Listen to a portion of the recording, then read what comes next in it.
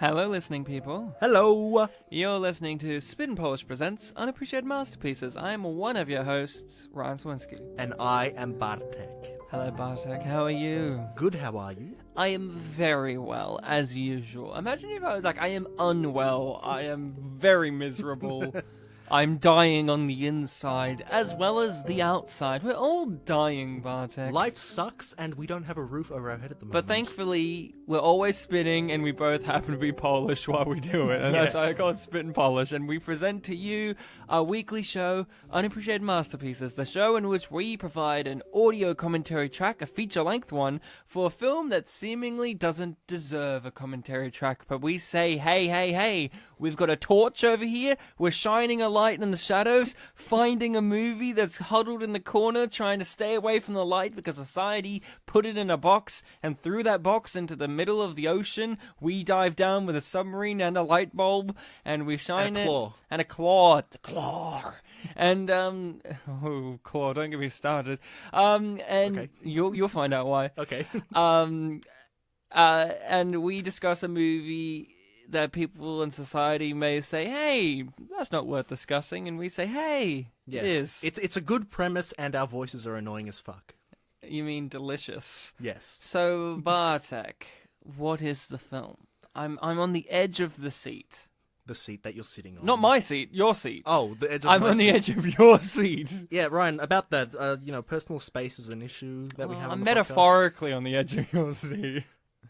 Personal, metaphorical space is an issue. Spiritually. But do go on. What is the title of the movie? For those who can't read. We're jumping back to the 1990s this episode. Oh, we are? 1996 even.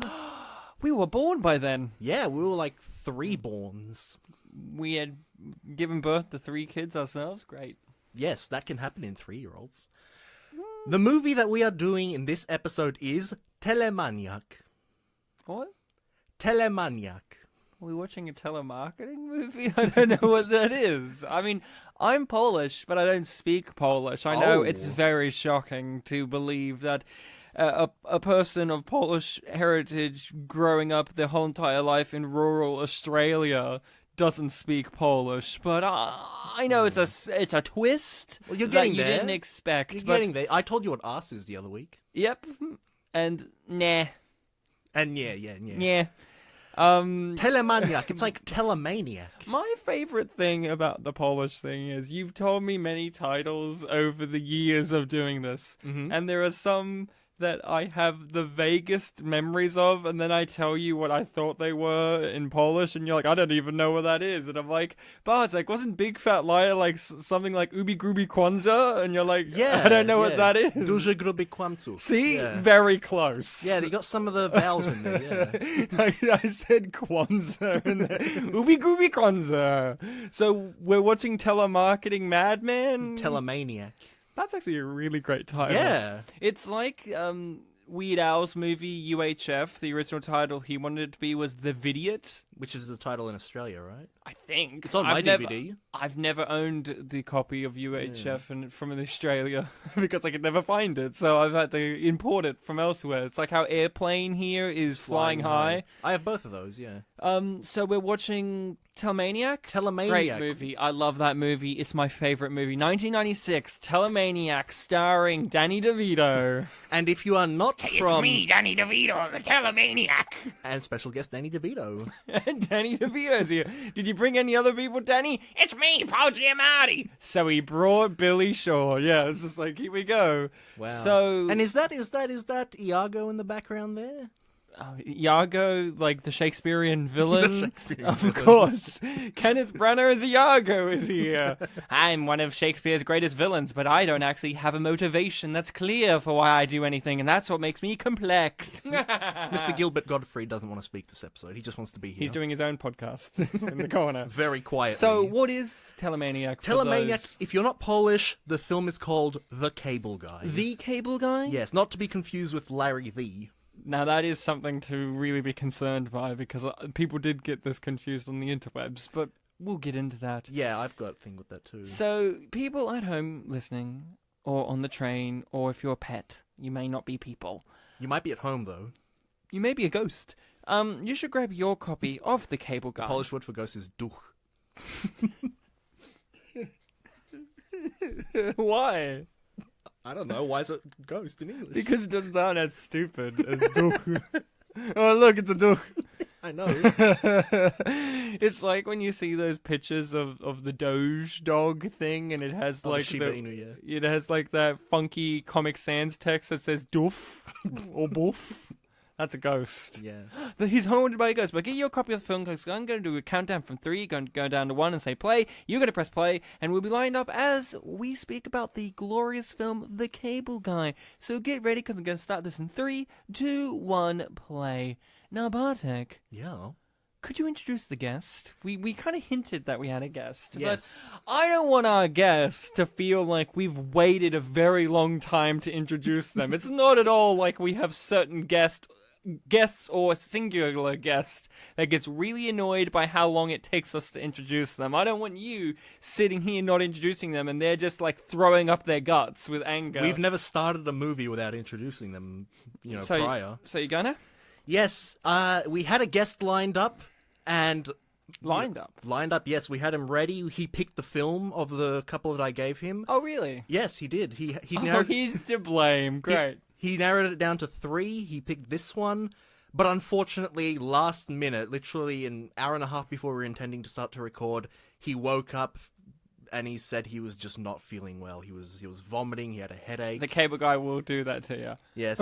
He said, quote, "I thought Matthew Broderick was fun to watch on screen when he wasn't murdering people in real life." So we know he watched the film and he really wanted to talk about Owen Wilson. Did he watch it? Because I'm pretty sure that's Jonathan Taylor Thomas in this movie and Yeah. not Matthew Broderick. Yeah, We've got Simba for sure, but not that Simba. Yeah, of course. I would have noticed if Ferris Bueller was in this movie. Yeah. I did, however, notice the child of Tim Allen in the Home Improvement TV series was definitely in this movie. Tim Allen was good in Home Improvement show. Yes, he also wanted to talk about Owen Wilson with us, but unfortunately he's sick, so maybe we'll get him onto one of the other 2 films that we narrowed it down with him. Do they have Owen Wilson? That's a big question you got to ask yourself. No. But do they have Jack Black? No. Well, what's the point? Now, Bartek, let's talk about our own history with The Cable Guy, or lack of history. Mm-hmm. I'll go first, though. Sure. I have seen this movie several times over the years. I do not remember what specific time was my first, but I have seen this over the years, and this out of probably most of the ones we've done on the show, probably this is like, say there's a couple of others that I understand, but this is one I actually understand from the get-go why it's an unappreciated masterpiece, because for myself, I have grappled with this movie like I am in a Greco-Roman wrestling match with this movie over the years of whether or not I hate or like this movie. It's like a Mandela effect. I remember sometimes I'm like, oh, I love this movie. And then I watch it and I'm completely not on board with it. I'm just not vibing its tone or the performances or the story or what it's doing. And then the other times I'm also like, oh man, The Cable Guy, I don't like that movie. That movie's terrible. And then I sit down and watch it and I'm like, what was wrong with me? This is a great movie. Like, Jim Carrey's great and Matthew Broderick's delivering that dry milquetoast kind of performance that he does, and the whole, parody or homaging and twisting and turning of the stalker genre is really well and done. So I myself have a real love-hate relationship with this movie, so I can understand why society has a love-hate relationship with this movie, because this movie does have a love-hate relationship with the world. Like, this isn't one that the society has clearly just gone, this movie's terrible. This has got a 6.1 on IMDb. Yeah. And that's kind of middle of the road. This was one of the ones that even Siskel and Ebert were divided on. One really liked it, one, I think, obviously Roger Ebert, 2 out of 4 I think he gave it. I'm Roger Ebert and I suck. Yeah, I think he had a quote where it was just like, I want to like Jim Carrey. Yeah, movies should make you like Jim Carrey, and when they don't, it's a tactical mistake. And you're like, that's a really confusing thing, because he had done Ace Ventura before this, right? I believe this is his 3rd film after Ace Ventura and The Mask. Right. So he has a precedent. Isn't he? I haven't watched the Ace Ventura movies in quite some time, but Same. isn't he an unlikable asshole in those movies. Like, not on purpose, but just through sheer stupidity, that he's kind of like a bit of a prick. Well, a lot of people are are annoyed. An egotist. I think people are annoyed by him. Like, I think Tone Loc, who we've had on the show a long time ago, I think he was the one that like was the recipient of the talking ass gag. And his landlord, right, doesn't like him either. The one that he calls Satan. Yeah, there was that. Yeah, the one who's also in Breaking Bad. There's many Breaking Bad people that turn up in Jim Carrey projects, I guess, including this one. Yeah, I've had a real love-hate relationship with this movie, and I've talked about this movie with Jim Carrey fans, and I've met some who just don't understand why this movie is looked upon as one of Jim Carrey's worsts during during his height. This is the height of Jim Carrey, the 90s, we would say is the height. Yeah. And some who just absolutely despise it. So I've had this real battle with this movie over the years. So this one, rewatching it last night, it was really tough because my fiance was watching it for the first time and she was screaming her head off in pain because she absolutely detested every single frame of this movie. But but that actually kind of motivated me, being like, you know what? No, look at this. This is working, and this, and it kind of made me appreciate it more. Yeah. What about you, Bartek? History? Yep, so for the record, I picked this movie, and when you saw that I picked it, you said that's a good choice, and you've explained why it's a good choice. Yeah. I've only seen this film once, a very long time ago on TV. I didn't realize you had seen it. Yeah, it was a very long time ago, and it was one that just sticks in my head. It's like, I did see that once, and it was very interesting. And I remembered little bits of it. Like, I even have one little Mandela effect. Yeah. I remembered the fact that the guy on the helicopter at the very end of the film calls him Buddy, and the cable guy latches onto that. But in my head, I was thinking that was a callback to this scene where he jokes around with the installing the cable thing. In my head, I thought Matthew Broderick also called him Buddy, and that's what started his obsession. But evidently that didn't happen. Yeah. So I remember little bits of this film, like scenes, maybe some lines.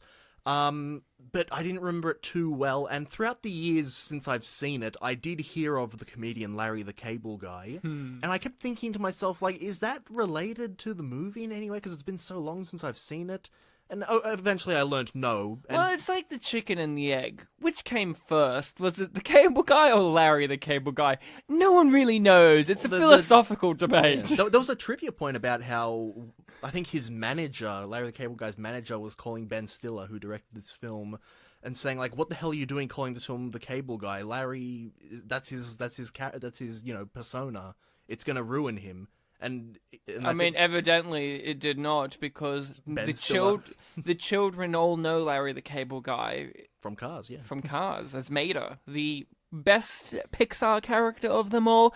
That's right. Get her done. That's right. I said it. Society would say, "Hey, Ryan, are you sure that the best character in all of Pixar isn't the evil AI from WALL-E?" And I'm just saying, no, it's Mater. Get her done.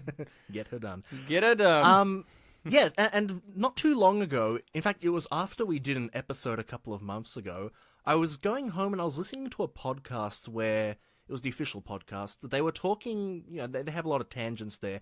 One of them brought up that they'd recently rewatched The Cable Guy, and there is a line in this film that has aged incredibly well. The one where he's on the satellite dish talking predicting the future and how accurate it is. So I thought to myself, like, oh, hey, that's an unappreciated masterpiece. We should do that on the show. And that's why, and that podcast is the reason why I thought to put it on the list. Well, I'm very glad, because, this is one of these weird ones where, one, I've seen Ben Stiller's directorial movies like Zoolander and Tropic Thunder and stuff, and people out there, like, I imagine you've seen those movies too. Yes, Tropic Thunder is one that I've seen in full once, and then just the beginning half hour many times. Why? I don't know. I want to like it, and I want to finish it a second time at some point. I'm very curious. People are weird about Tropic Thunder because it was a movie that everyone loved, But now it's like a movie where people are weird about it because it's like Robert Downey Jr. is in blackface in that movie. I'm like, yeah, but that was the point. Like, the point is, but whatever, that's its own discussion. Yeah. And it's no Galaxy Quest, which does pretty much the exact same idea, but better.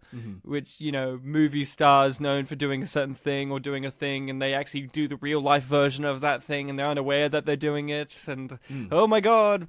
But Galaxy Quest has Tim Allen, and that makes it 10 times better, because it's the only great performance from Tim Allen, other than Christmas with the Cranks, of course. Yes. and Shaggy Dog. And of course, Woody. And of course, Buzz Lightyear. And of course, Zoom, and of course, Wild Hogs. Wild Hogs. You did hair gesture of motorbikes. We have a returning actor from Wild Hogs in this, Kyle Gass. Yes. Yeah. Yes, from Tenacious D. Both of the Tenacious D boys are in this movie, not in the same scenes, though. Yes, if you listen to our episode on Wild Hogs, which that was one of the ones you weren't in, I did not know who Kyle Gass was. I'm like, look at this interesting guy. He's funny. and people are like, that's Tenacious D, Kyle Gass. He was in Elf. I haven't seen Elf in a very long time either. He's by the boardroom people in Elf, I'm pretty sure. The one who's trying to persuade him not to call Peter Dinklage an elf. Right. Now, here's something. Jim Carrey, now, from today's point of view, is kind of a divisive figure. Yeah. Especially now, as we are recording this is a week or two after the Sonic the Hedgehog trailer has been released, and that has opened up a can of worms in terms of the nightmare image that is Sonic the Hedgehog's original design. But also, a lot of people are pointing at Jim Carrey in that movie, being like, why is he doing this? Like, he stopped doing this kind of slapstick comedy after, like, Me, Myself, and Irene. Like, this is so old and hackneyed. Like, everyone's kind of pointing at it and going, like, Jim Carrey is above doing this silly stuff that we all love Jim Carrey that he for. became famous for, yeah.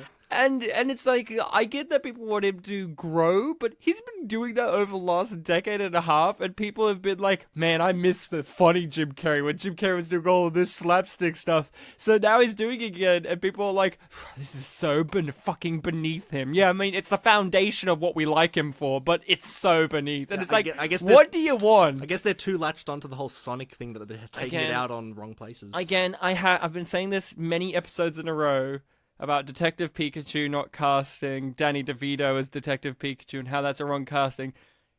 How did they not cast Danny DeVito as Robotnik and just give him long legs? Yeah, you told me stilts would have been funny. Stilts would have been great. It would have... Give him CG legs. Give him Sonic's legs. I don't care, because Danny DeVito looks like Robotnik. Give him the mustache. Yeah. He's already got the bald head. He just needs the height. You don't need Jim Carrey with, like, the old-fashioned Perot mustache with gloves on. There was one shot in the trailer where you saw, like, the big mustache. Yeah, at the end, and you're like, Danny DeVito would be better. Danny DeVito looks like an egg.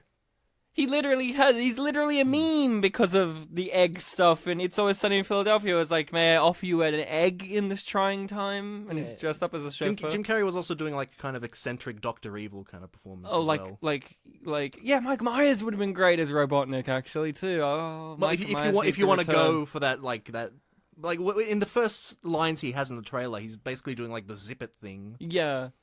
Now, back to this film. With Jim Carrey, he's very divisive now. Yeah. Because, he's moved away from comedy, and when he has done comedy more recently or more comedic-based films, he's kind of had some flack because of his press junket stuff, like when he did Kick-Ass 2. Yeah, that was the first one I really noticed. And he's, an anti-vaxxer, and he thinks it gives you autism, and all that kind of crap. Jim Carrey's kind of also an existentialist now, like that press interview I showed you where he's just at this fashion show and he's just like, we're all nothing, we're just molecules dancing around, and this woman just looks mortified. The films that he did do not exist. They mean nothing, and then she's like, do you have any follow-ups? And he just goes, ha! And walks away, and you're like, what is going on with Jim Carrey? But Jim Carrey here now in this period of time in the mid-90s, everyone loved him. He was Yeah. the biggest star. This was the divisive film for him, like Roger Ebert said. You want to like Jim Carrey, and this movie says, no, you don't. This Which is this interesting, film 'cause goes I always thought- both ways, kind of, yeah. Because when I think of Jim Carrey, I think he does unlikable characters most of the time. Like I think of Ace Ventura. He's a bit of a... Again, it's been a while since I've seen it, but I remember him being an egotist in that movie. Like, he's very, like... He thinks he's the best. Yeah. And in Liar Liar, he's an arsehole in Liar Liar. You know, that's the whole point. He goes through a But journey. he's not being an asshole to the audience, I think, is what they're grasping at. He's being an asshole to the other characters. Yeah, but is he being an arsehole to the audience in this movie? He's being just an arsehole in general. I think it's just weird because I think this movie tonally is matching his character, while the other movies like Liar Liar, that character is the world's biggest arsehole, but it's lit all nicely in like a comedy movie, and the music is like... Bum, bum, bum, bum, And he bum, wants bum. to be a good dad, so you kind of on his side. Does he want to be a good dad? I've only seen it the one time. He so. gets pushed into wanting to be a good dad. Why I brought up the claw before is because that's a joke that he does in Liar Liar. That's like his connection with his son. He's like, oh no, the claw! Yeah. Okay. I know I've definitely seen something like that. I didn't know it was Liar Liar. And then the boyfriend of the wife is trying to replicate that, and it's just not the same. He doesn't get it right. He's like, oh no, it is the claw! It's like you're not physical comedian Jim Carrey. Can you imagine that you're dating this woman and her former husband was physical comedian Jim Carrey at the height of his physical comedy? And you've always thought of yourself as a fairly funny guy. Yeah, It's you like, thought oh, of shit. yourself as a fairly funny guy. You're like, I know how to do a pratfall. But then Jim Carrey comes along and he's like, the pen is blue! And you're like, no! It is, but I can't do that. Now, Bartek, Mm-hmm. what did you think about The Cable Guy yourself, revisiting this? Because you had faint memories, but did you remember the dark tone of this movie? Oh, absolutely, yeah. You did remember that? Yeah, I remembered that it was a thing of, like, he genuinely wants to be friends with the main character, Steve, played by Jonathan Taylor Taylor Thomas. JTT. JTT. Next president, Jonathan Taylor Thomas. Yeah, Calling it now. he genuinely wanted to be friends with him, but he was just like a creepy stalker. And I think I read some stuff online of people were unsure if they were overall meant to like him or not, because before he goes like full on, well, he's full on always, but before He's always full on. before like the changing point, which was like, you know, right after the hooker thing. Oh, you mean when he ruins his life? Where he ruins his life, and also at the very end, their last exchange. It's like, are we meant to like him? Are we not meant to like him? I remember Yeah. that was a big point of contention. Are you supposed to like him? Mm. Yeah, I can understand why. This movie has... And he has a backstory to back up why he is the way he is. Is it even real, though? Like, that's the problem. Like, we don't even know his name. Is anything about him real? Yeah. Like, that's the point. That's the point. Like, you're supposed to question. Well, aren't some of the flashbacks we see like when he's not interacting with another person? Yeah, but he's also crazy. Yeah. But But I feel like if he's not deceiving another person, I could kind of buy into it being yeah. real. There are scenes in this, though, that... Although this movie isn't considered the greatest Jim Carrey movie overall in his catalog, it does have iconic scenes that people know but may not necessarily know is from this movie. The one I think of is when Jim Carrey is pretending to be the lawyer, and he's speaking through the glass, and he unbuttons his shirt and presses his nipple up against it. That's a very iconic Jim Carrey visual thing that you think of in terms of his catalog of work. Like when you just think of all the physical comedy stuff, like him falling out of a rhinoceros's vagina. Yep. The asshole was the thing that he spoke with in the first film. Yeah, and all of that stuff. And you know the mask with all of that stuff, all these physical gags and all and that. the catchphrases that come with them, yeah. Yeah, and all these big scenes.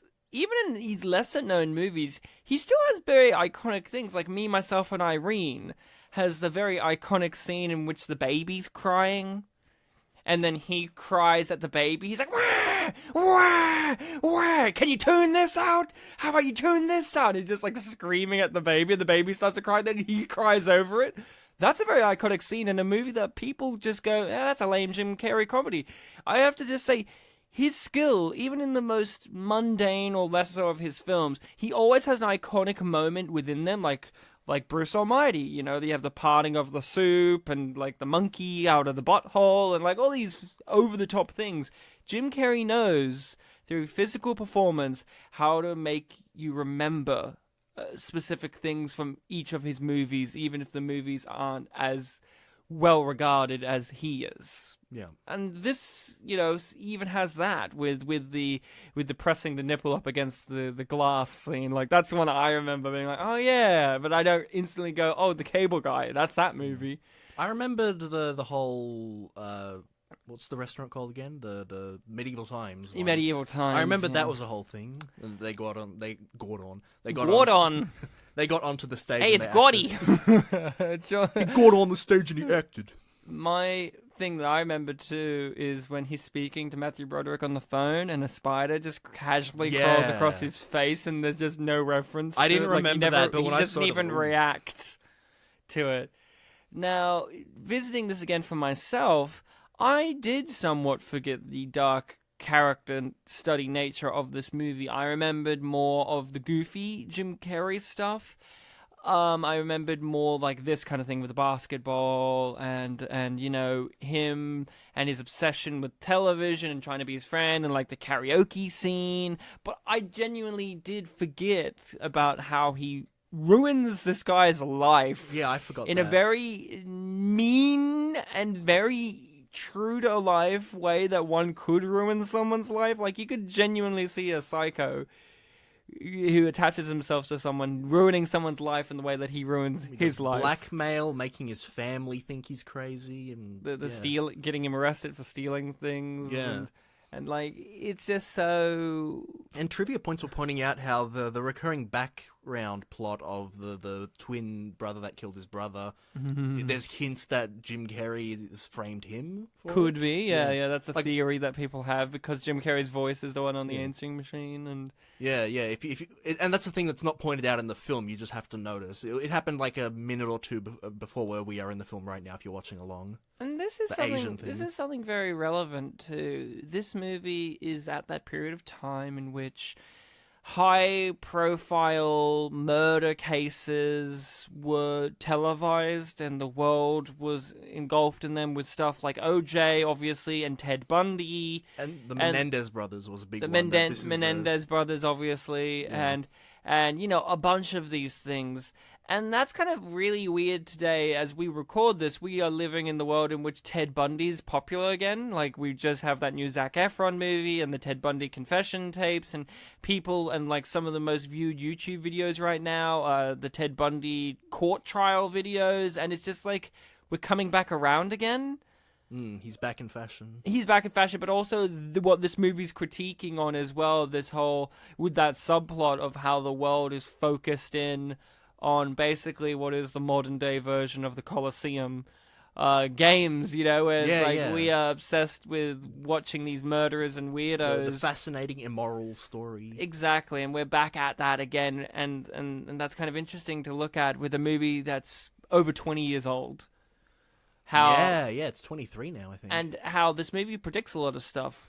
As mentioned, the fact that, you know, we're all connected now, the way that Jim Carrey predicts by convergence of technology, online gaming, and all that kind of stuff. Yeah, and I think that this movie has a lot of interesting stuff going on. Of course, this movie is kind of parodying and satirizing the stalker genre, which was very popular at this time too. Yeah, and it's also giving a sort of parody, but a twist on Jim Carrey's whole thing of, you know, as you were saying, playing assholes and eccentric characters. What if they're villainous? Exactly. Or if they've got like some trauma that makes them do very antisocial things. Exactly right. And I think it's interesting that, you know, we don't have these types of comedies now where you have a star like Jim Carrey, who, you know, I can agree with Rodrigo on a level where he was likable. Like, you liked him, even if he was playing somewhat asshole-ish characters or over-the-top characters or whatever. Like, you know, like, I know people who really despise Jim Carrey overall because they find him very aggravating. He's too energetic. But I find it interesting that we don't have comedy movies like this as much, where you get a big profile, likable comedic star and put them in a psycho crazy role like this. What you get more so, and again, think about this comment. I was going to bring up, you have something like Step Brothers. Yeah. But that was 10 years ago. Yeah, that's true. 12 years ago, I think. I think it was 2007. Oh, really? I think so. I saw it in Yeah. cinemas, I thought it was 2008, 2009, but Maybe. while ago, Yeah. right? That's still like about a decade ago. Yeah. Today we have more so ones where it's like, we still have Will Ferrell and all that being man-child assholes, but those movies want you to like them. More so than Step Brothers. My thing, I've never liked Step Brothers, but I do appreciate on a minor of minor levels that Step Brothers doesn't try to overreach as much in terms of being like, you should like these guys. Yeah. Feel sorry for them, like Will Ferrell's movies now do with like stuff like Daddy's Home, and it's just like, oh, you should feel a bit sad for Will Ferrell's plight, and like, I don't care about Will Ferrell's plight. Or Get Hard, where it's like, oh, poor Will Ferrell, he doesn't want to get raped in prison. I'm like, fuck him. He's a criminal. He's a white-collar criminal. I don't relate to him. I want him to die. Yeah. Eat the rich. And just like Jim Carrey, yeah, you can definitely see some people would like that. But you don't get comedic stars of Jim Carrey's caliber today doing boundary-pushing weirdo roles like this. Yeah. And I think that's kind of a bummer. Because I like it when they do that, when comedic stars do these weird kind of roles. You get more of those underground ones or those ones that do the weird shit, like Tim and Eric would do something like this. It's a very, like... It's an emotionally captivating thing on a meta level because it asks you to know who these people are. Like, definitely when I first saw this, I knew who Jim Carrey was. So seeing him do a more, like, villainous, dark thing, it's like, ooh, what's going on here? And I guess a similar thing happened there with series of unfortunate events where he played the antagonist. Yeah, exactly. We got Leslie Mann back. Yes. We just had her recently for The Other Woman. Our last guestless episode, yes. And I've commented in that episode that I wasn't as familiar with her. I was more familiar with her than you were. Yeah. And I'd seen her, and this is a Judd Apatow produced and written movie. There's a whole backstory about his whole writing credit not being allowed, but he did write this. And I think the pre-production of this film was when they met, according to the trivia. Oh, that's interesting. Yeah. So Leslie Mann's in this, and she's just a really minor, passive character. Like, she's a driving force for Matthew Broderick, but she's not a strong, developed character. And I've got to say, out of, people complain about lots of aspects of this movie's problems, tonal aspects, Jim Carrey's performance, Matthew Broderick's performance, all that kind of stuff, the direction. My only real complaint is I kind of wish that the whole story between Jonathan Taylor Thomas and Leslie Mann was better done. I kind of wish I understood better why their relationship didn't work, because all I'm given is, and this is very of its time. Yeah, like he proposed and she rejected it because... Or she was awkward about it. Yeah, she asked him to move out, so she rejected it. But my thing is, I kind of wish we got to know more about her and their relationship for us to understand why it was broken. And I think the movie's trying to tell you it's because Matthew Broderick, Jonathan Taylor Thomas, Simba, is kind of too overbearing. He's too kind of needy. And they kind of bring up this whole thing of, like, he says what he thinks she wants to hear or something like that. Yeah, and I feel like they should have shown that in his character more for then the Jim Carrey dynamic to work better as well. That's my big problem, because it's also like, this is a problem of this era of comedy and movies in general with women. I don't like her. I think this is because of the movie, not because of the actress or even the character necessarily. She's dating another guy. They've just broken up, like all this kind of stuff, and she's kind of stringing him along in terms of this date and this. And it makes me, as an audience member, just go, why Matthew Broderick are you trying to chase after her? She's just a terrible person. But then the movie doesn't follow through on her being something that he shouldn't be after, because in the end they do get together. Yeah, usually when you play the trope or cliche of, the partners that are temporarily, in quotes, separating, seeing other people, usually that's a bigger thing, but here it kind of comes out of nowhere, and nothing really comes of it except that it's something else for the cable guy to latch onto. And I kind of wish and this movie's only an hour and a half long. Yeah. I feel like if they spent a bit more time, like added more time to flesh her character out, then the dynamic that she has with Jim Carrey can even be more interesting. Because I actually found that stuff very interesting. Her dynamic with Jim Carrey. Yeah. And how she kind of buys into and all that, and how she doesn't find him that creepy, and like, because it's neat, because the only person in the movie that we know like gets on with Jim Carrey is Matthew Broderick. Yeah. The rest of these people that he brings in as friends are probably hired. We don't know who they are. Jack Black instantly doesn't like him, and no one else gets to interact with him. So it's just these three people: Jack Black, Jonathan Taylor Thomas, and Leslie Mann. And Leslie Mann's maybe the prison guard as well. Oh yeah, but Leslie Mann's the one that actually likes him for who he is, seemingly. Yeah. Like, he's putting on a show for her. But and she also has reason to believe he's an alright guy. Yeah. Because she doesn't hate Matthew Broderick. She can trust his words exactly. that she heard. So I kind of wish that we got more of a development, and I think a part of that is just this is the times that this was made in. Like, the female characters, and I'm not saying it is even better now, but I'm just saying, like, the greatest now. But, like, I feel like we could have had more of an understanding of her relationship with Matthew Broderick, so I didn't feel like I hated her. Or just lean in and make it that he doesn't get with her in the end, and that she's something that he realizes that he shouldn't have been chasing.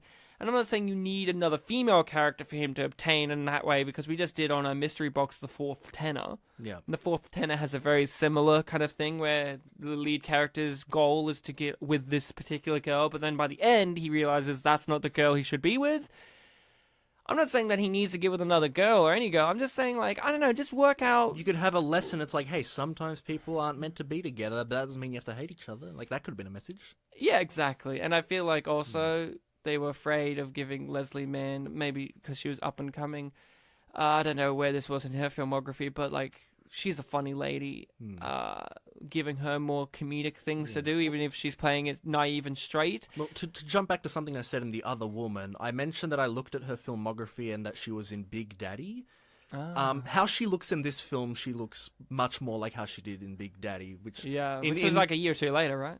It was within a couple of years, and yeah, because in The Other Woman, she looks very different. Like, if I didn't know they were the same person, if I didn't look it up, I don't think. Now, I was very shocked to learn that this guy here at the medieval times was Andy Dick. I'm very familiar with Andy Dick. I've watched news radio. I've even watched some of his kind of stand-up comedy special stuff, and I didn't recognize him because Andy Dick has a very particular voice.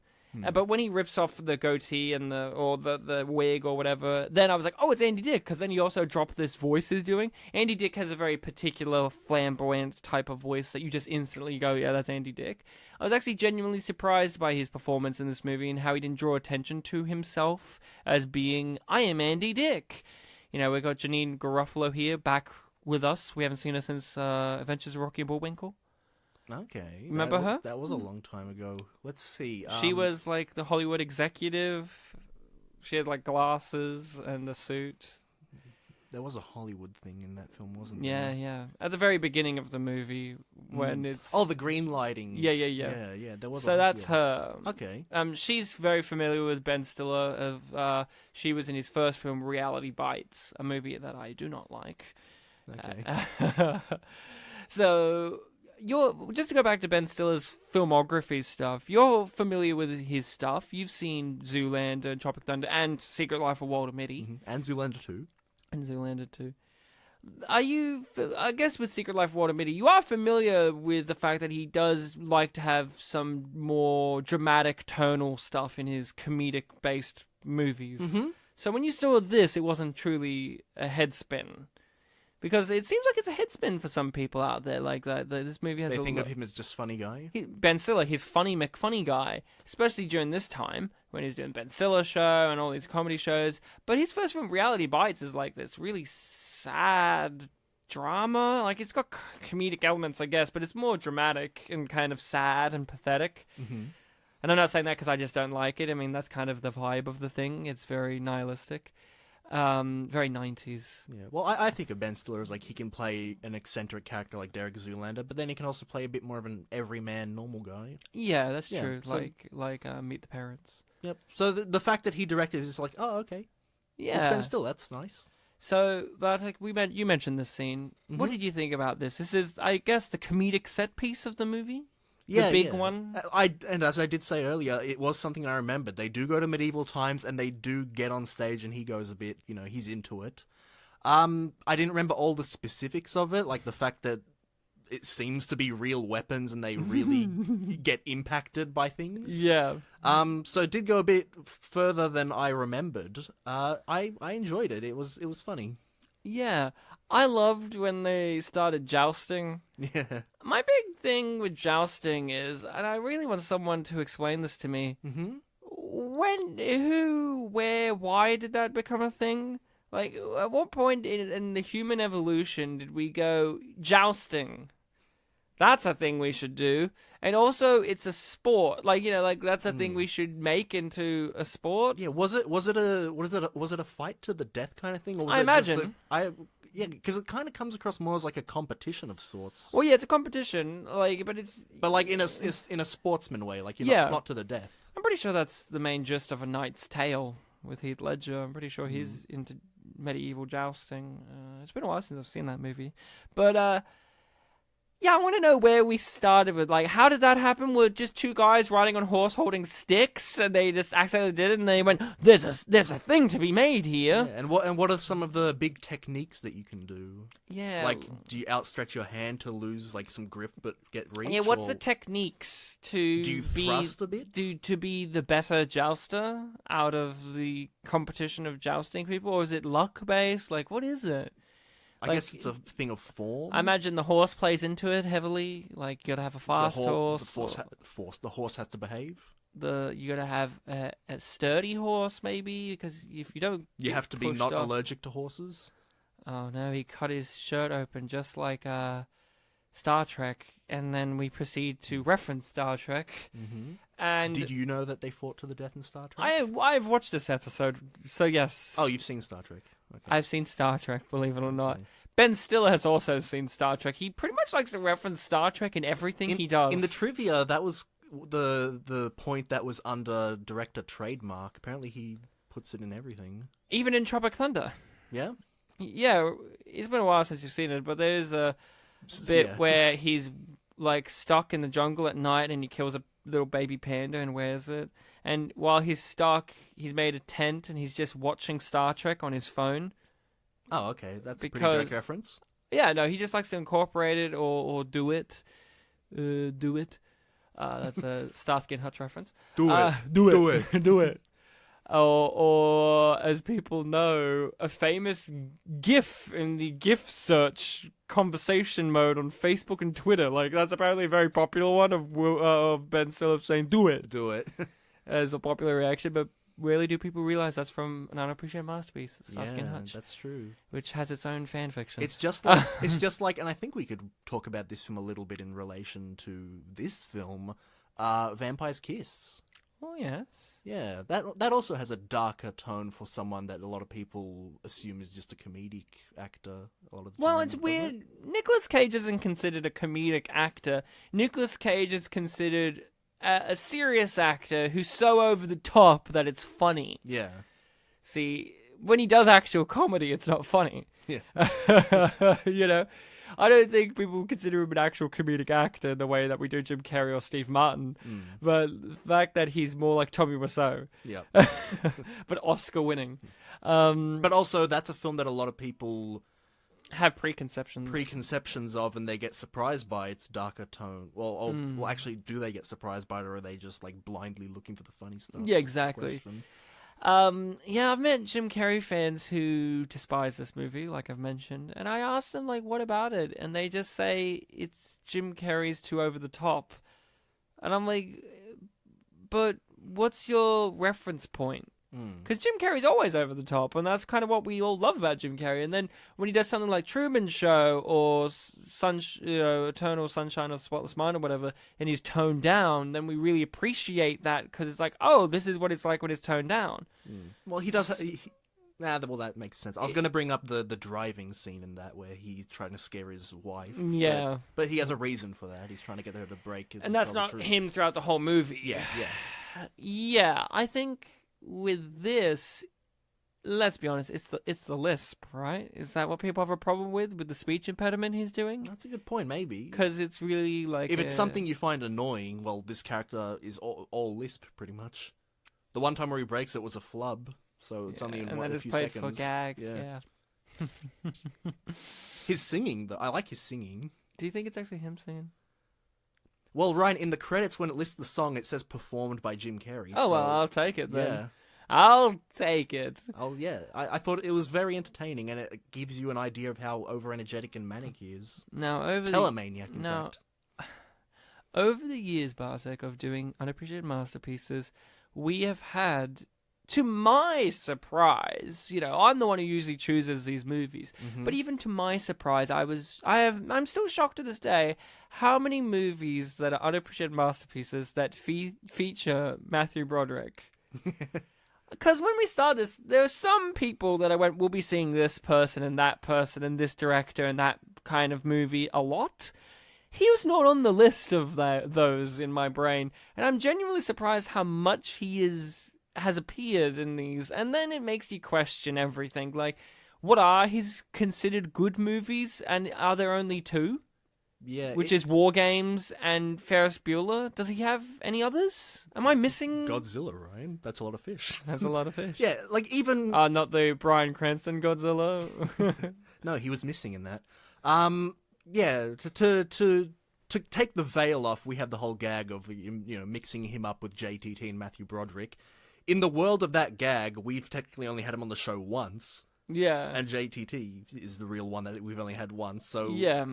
And it's weird because we have Lion King, but no one ever thinks of Matthew Broderick as particularly great or even bad. It's just he's there. No one would consider that his great film. Like, it's a great film he happens to be in. It took but a long time. People think of Ferris Bueller and War Games, where he plays this young, cocky, charismatic asshole. But then he never plays those types of characters again, ever. I always think of him more as an everyman. I think, and it's sad, I just look at him and I just get this sense of pity. Like, I just look at him and go, oh. Because he just looks so like... You think of Ferris Bueller, right? You got to think of Ferris Bueller when you look at him. And Ferris Bueller's like full of energy, and he's cocky, and he's somewhat, charming and sexy in his own way. And everyone likes him. You can't top him. He's full of verve. And then you watch Matthew Broderick in every other movie outside of that and War Games, and he just looks like a ghost. How was he in Inspector Gadget? I haven't seen that. I know you're laughing, but that's a genuine question. How is he like crazy in that, or is he still pathetic? Like, I don't know. He's just pathetic. Okay. He doesn't, here's the thing, Inspector Gadget's a terrible thing to make into a movie anyway, but at least in the cartoon, you had the voice of Don Adams, who instantly adds character to what is a non-character, because Inspector Gadget, the whole thing with Inspector Gadget is, he's not actually the hero, it's Penny. Yeah, it's his niece, right? But the problem in the movie is, he is the focus, because he's Inspector Gadget, and Penny's not so much, and it's kind of awkward and weird. And Matthew Broderick doesn't do anything particularly physical comedic wise or voice wise. He doesn't really add anything to it. And I'm just think, what happened to him, man? Does he really only have 2 or 3 good movies in his catalog, but we all love him because he did Ferris Bueller? Is it that John Hughes just knew how to direct actors? But you'd think that even with that, Hollywood being the machine that it is that catches onto trends, they'd look at, oh, Matthew Broderick was really good in this, let's try to latch onto that? Why didn't that happen? Is it because he just pudged out?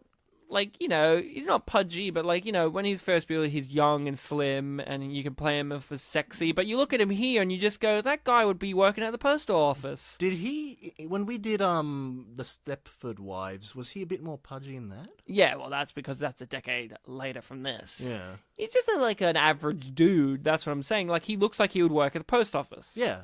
So you can't cast him as necessarily your Ferris Bueller type for very long. It's just weird.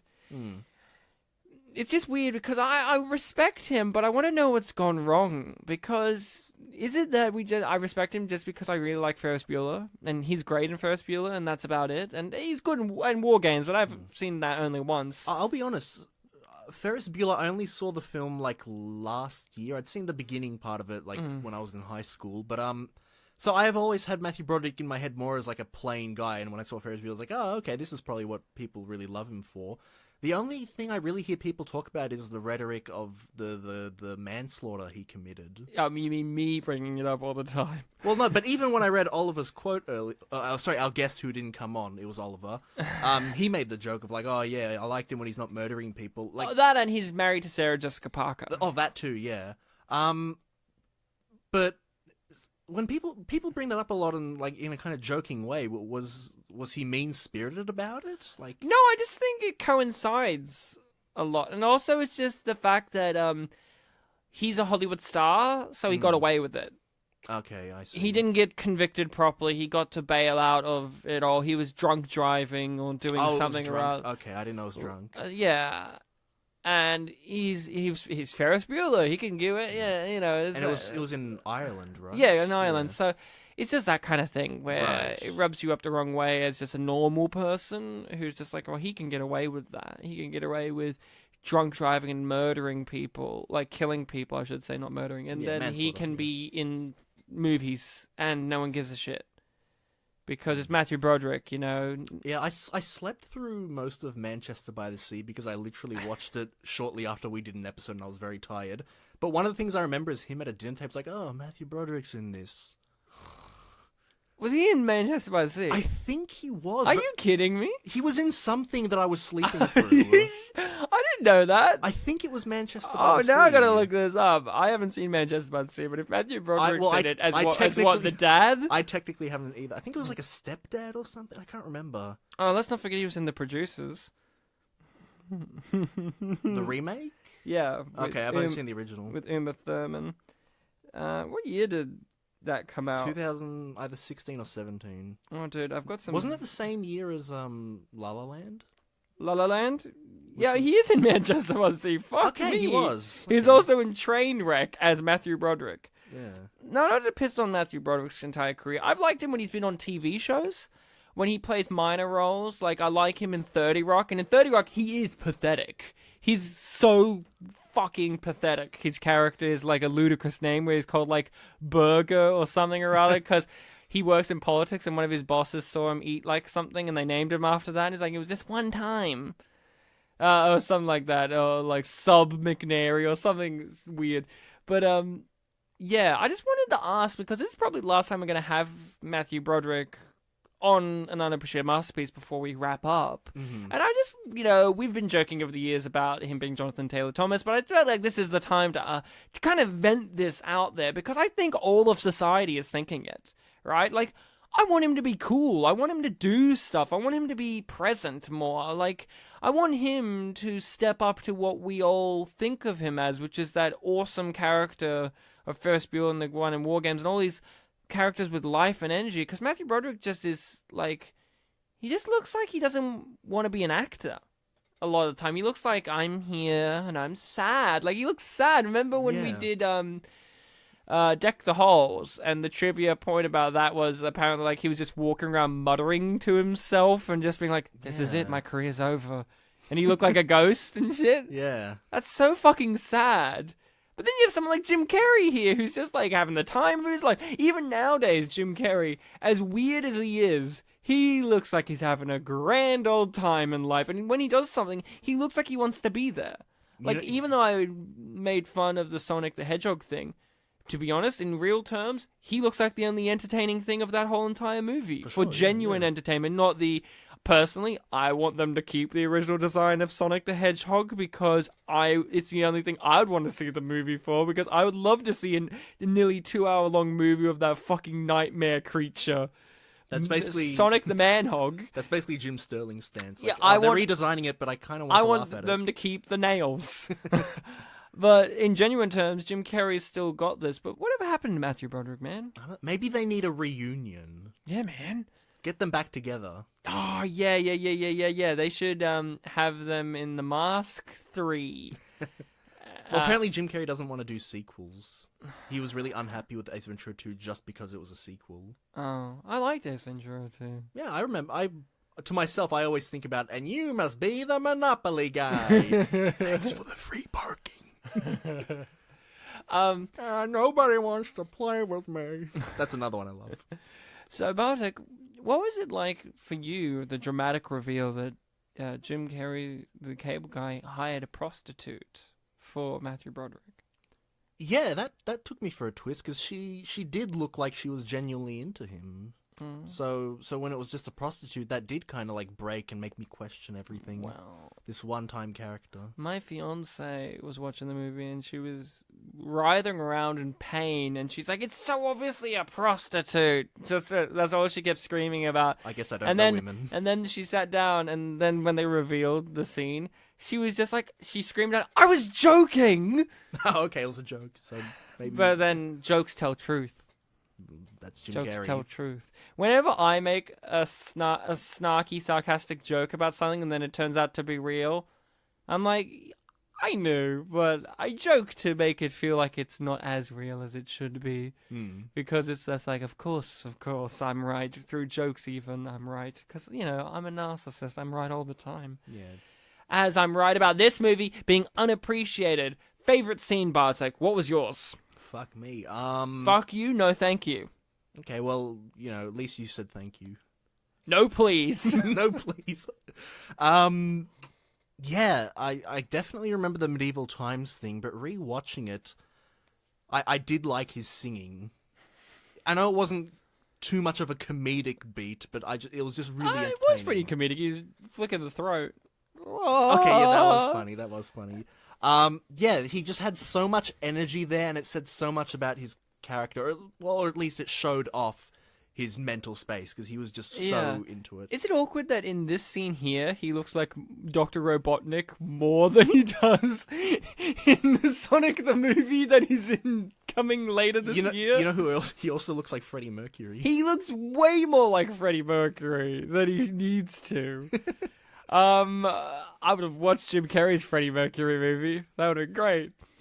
Man, now, he does look really good, yeah. My favorite scene for me is a toss-up between this scene here, because it's got Owen Wilson, who's a returning star for us as well. Yeah. I wonder if this was Oliver's as well, because it's the one scene he brought up in our talk. It's weird that he has such a receded hairline in this movie, because he's combed his hair really far back. And this was and we're not used to him with his hair combed back. This was before he was a bit bigger, right?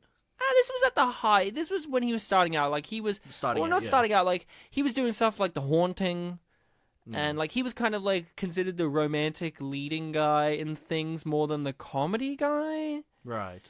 Like, yeah, this was the period of time where first big movies were coming his way and then rolling on. Like, I think he was a year or two away from doing his first Wes Anderson movie. And, like, yeah, this is on the path. Up and coming. Hence he's small in this.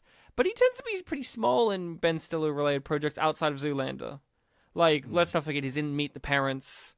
Yep, if he's not a main character, he's in it for just a little. Yeah, exactly. Ben Stiller and him have a good rapport, even when they're not on screen together. Like, yeah. But I enjoyed this scene. I liked Jim Carrey bribing the guy and, like, all the wacky physical humor. And I loved when he shoved the hand dryer in his mouth. And I'm like, God, that would kill you.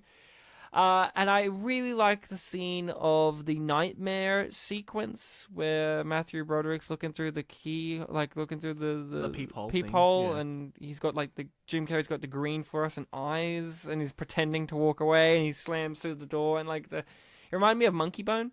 Yeah. Which is good because Bob Odenkirk from Monkey Bone is in this movie as brother, I think it is. As the brother, as the speech in. Like the speech therapist brother. Yeah, that's right. I didn't connect that. And Bob Odenkirk is great in everything, and he's great in this. He only has like a handful of lines, but he's great. I do love one of the trivia points was that George Segal is like one of the first billed actors in this movie, and he doesn't appear until like the last half hour of the movie as his dad. I love George Segal. I grew up with Just Shoot Me. And he's the boss and Just Shoot Me, and I just love that guy. And he's still around today. Like, he's still around in, like, the Goldbergs show, the one where it's, like, basically, like, Wonder Years, where it's just like, oh, this is a story about my childhood in the 80s. And he plays the grandfather, and he looks exactly like how he does in this movie and in Just Shoot Me. Like, he's barely aged today, George Segal. And that's, like, incredible, because he's not a young guy in this. So, incredible. I just want to point out George Segal's amazing little performance. Like, I would have said schlong! was one of my favorite quotes. Now, Bartek, I was going to ask you what your favorite character was in the movie. And I already know your favorite character, and if you say it wasn't this person, I'm going to have to strongly disagree with you. Okay. But it was clearly elderly man singing at karaoke. That was clearly your favorite character. If you say otherwise, I'm going to throw you out of the podcast. Well, I've already expressed that the singing in this film was one of my favorite parts, and definitely when he first appeared and he was singing, I did quite enjoy that. It was a very nice touch. He reminds me, Jim Carrey just bending down like that. He reminds me of something like he should have played Robbie Rotten's cousin or something, like the guy from what's that? Lazy Town. Lazy Town. Didn't he look like that just then when he did the physical bending down? He's got the black hair and the mustache. He looks like he should be in Lazy Town. He looks like he should be Robbie Rotten's like brother. That would work. I've never seen it, but I know the character. Well, you know of the famous song. Yes, I've heard there's a 10-hour version. Your brother listened to it. What's the song called again? It's We Are Number One. We Are Number One. Yeah. I remember when I first heard of We Are Number One, I didn't know of the song. I heard just the one clip that was like 5 seconds long, and someone had edited it into like a weird thing of, look at this net that I just found. And when then I say go, get ready to throw. And someone edited this in a weird way where it was backwards and forwards and flashbacks, and it was very odd. And I'm like, what is this? So it was like at that point where the meme had evolved into its own sets of mini memes, and I counted that one. I'm like, what is this? Look at this net that I just found. He would be great in Lazy Town. Jim Carrey, he should be the mayor of Lazy Town. That would actually be a great celebrity appearance. I think Lazy Town's over now. I mean, Robbie Rotten's dead, but like, he should have appeared as the mayor of Lazy Town. That would be great. It's like how Adam West is the mayor of Quahog in Family Guy. Yes, that's true. And he's himself. Yeah, Mayor Adam West, yeah. So, my favorite character, I'm not giving you any chances to give you your actual favorite character in the movie.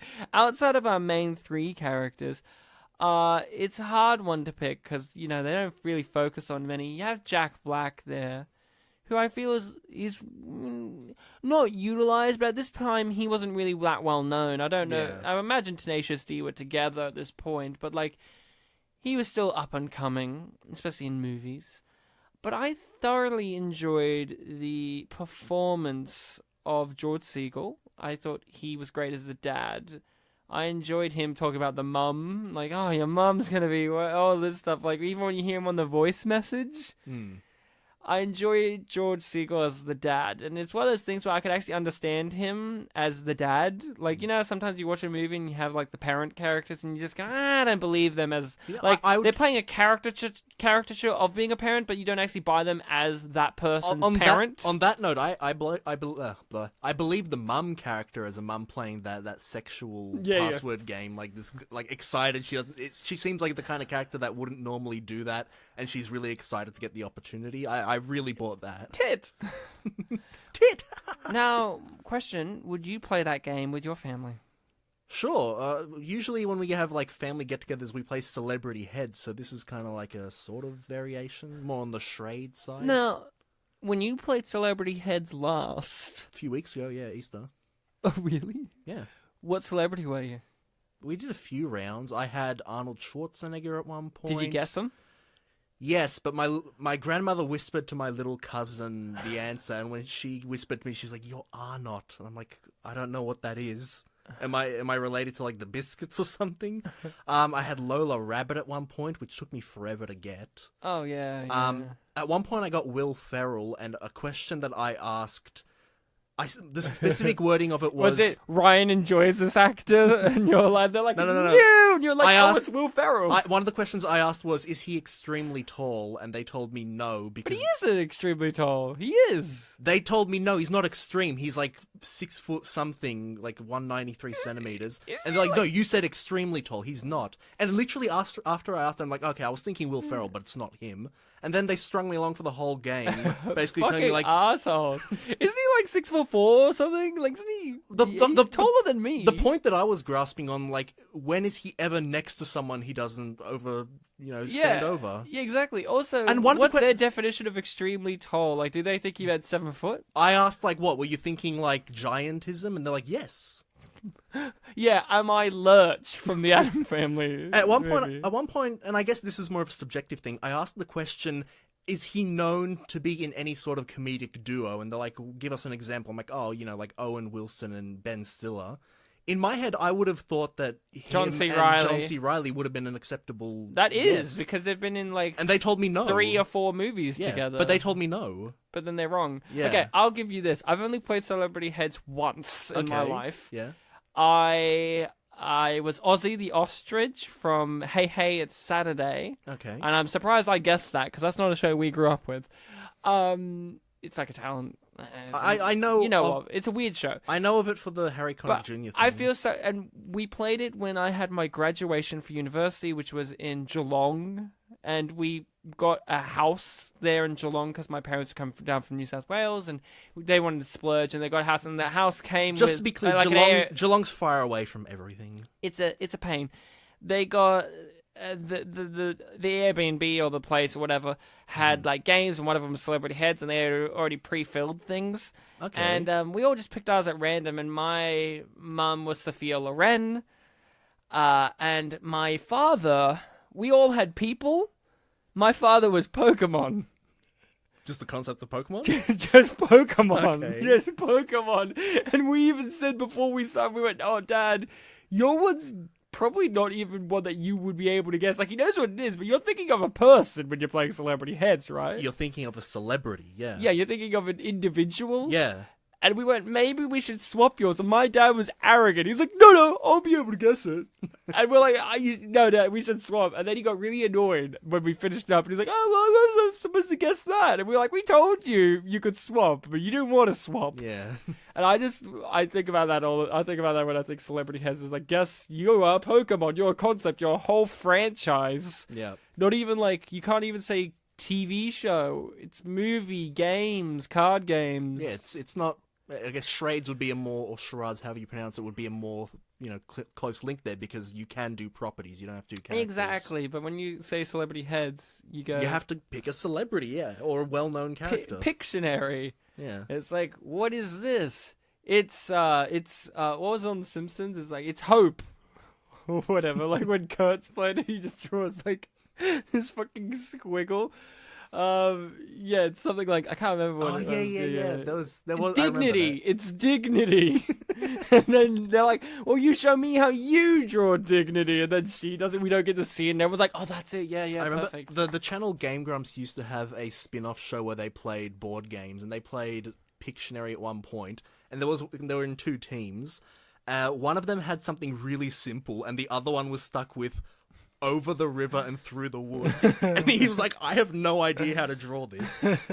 Here's the thing I'm going to ask, just randomly, about Game Grumps. Mm-hmm. They randomly had like a 3-hour-long video with Jamie Lee Curtis playing games with them. And it's just like, how the fuck did they get Jamie Lee Curtis? I remember it was a big deal when they got Weird Al. It was a big deal. They were talking about getting him on for years, I think. I remember there was a big deal when they got Rob Schneider on.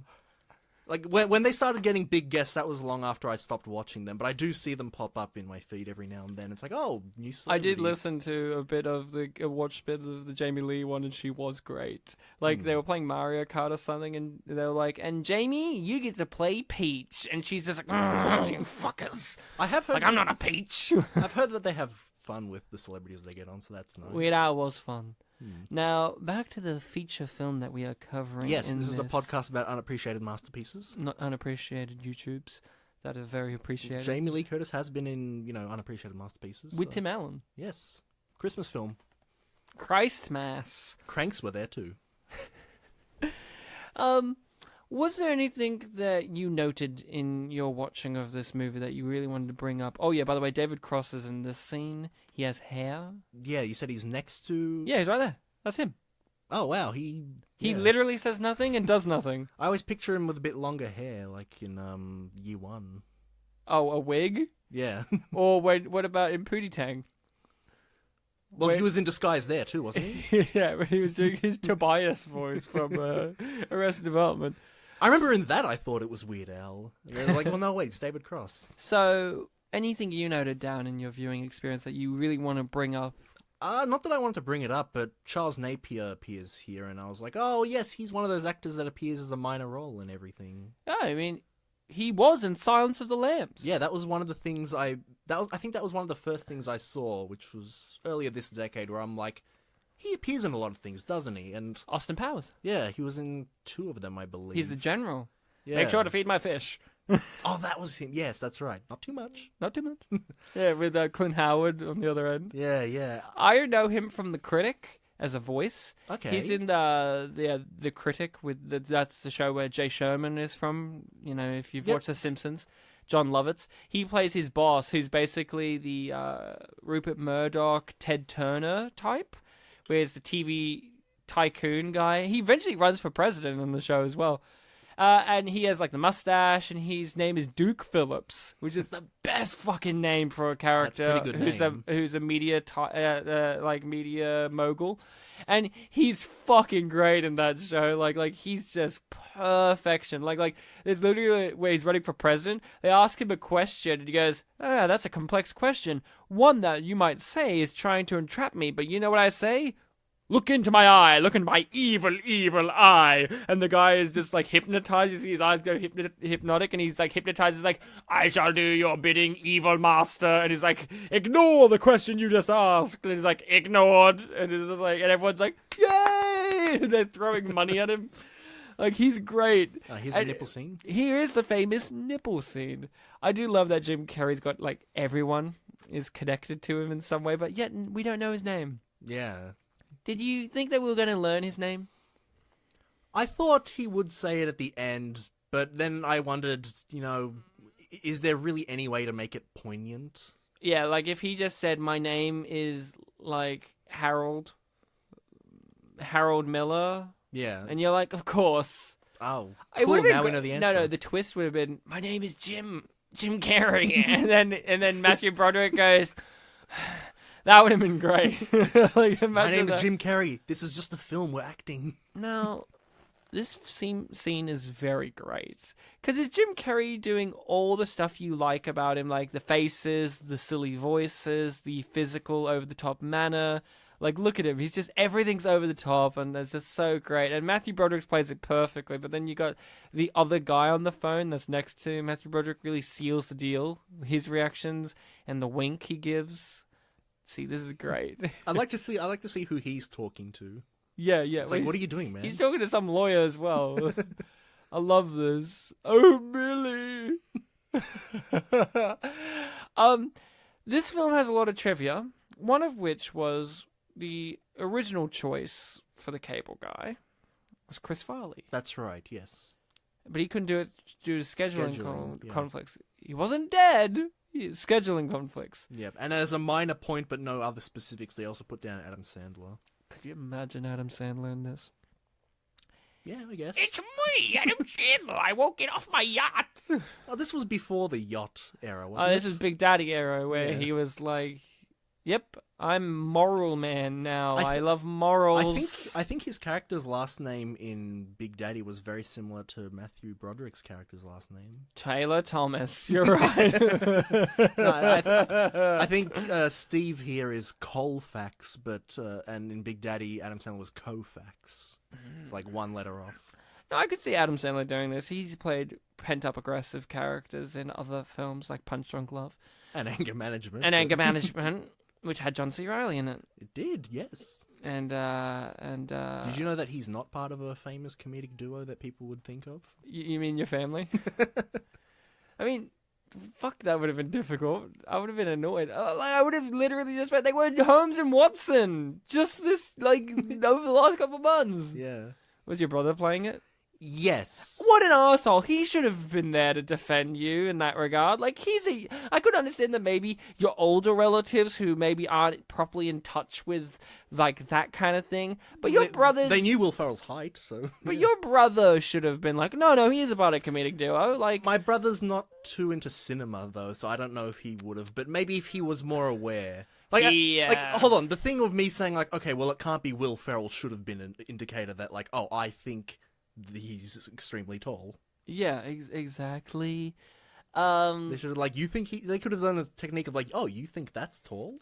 Now, having said all the things I said before, this is probably my favorite scene in the movie. The ingratiating himself within the family, the way he's dressed, how he's trying to look like something out of My Three Sons, which is what he's named. It's a much bigger...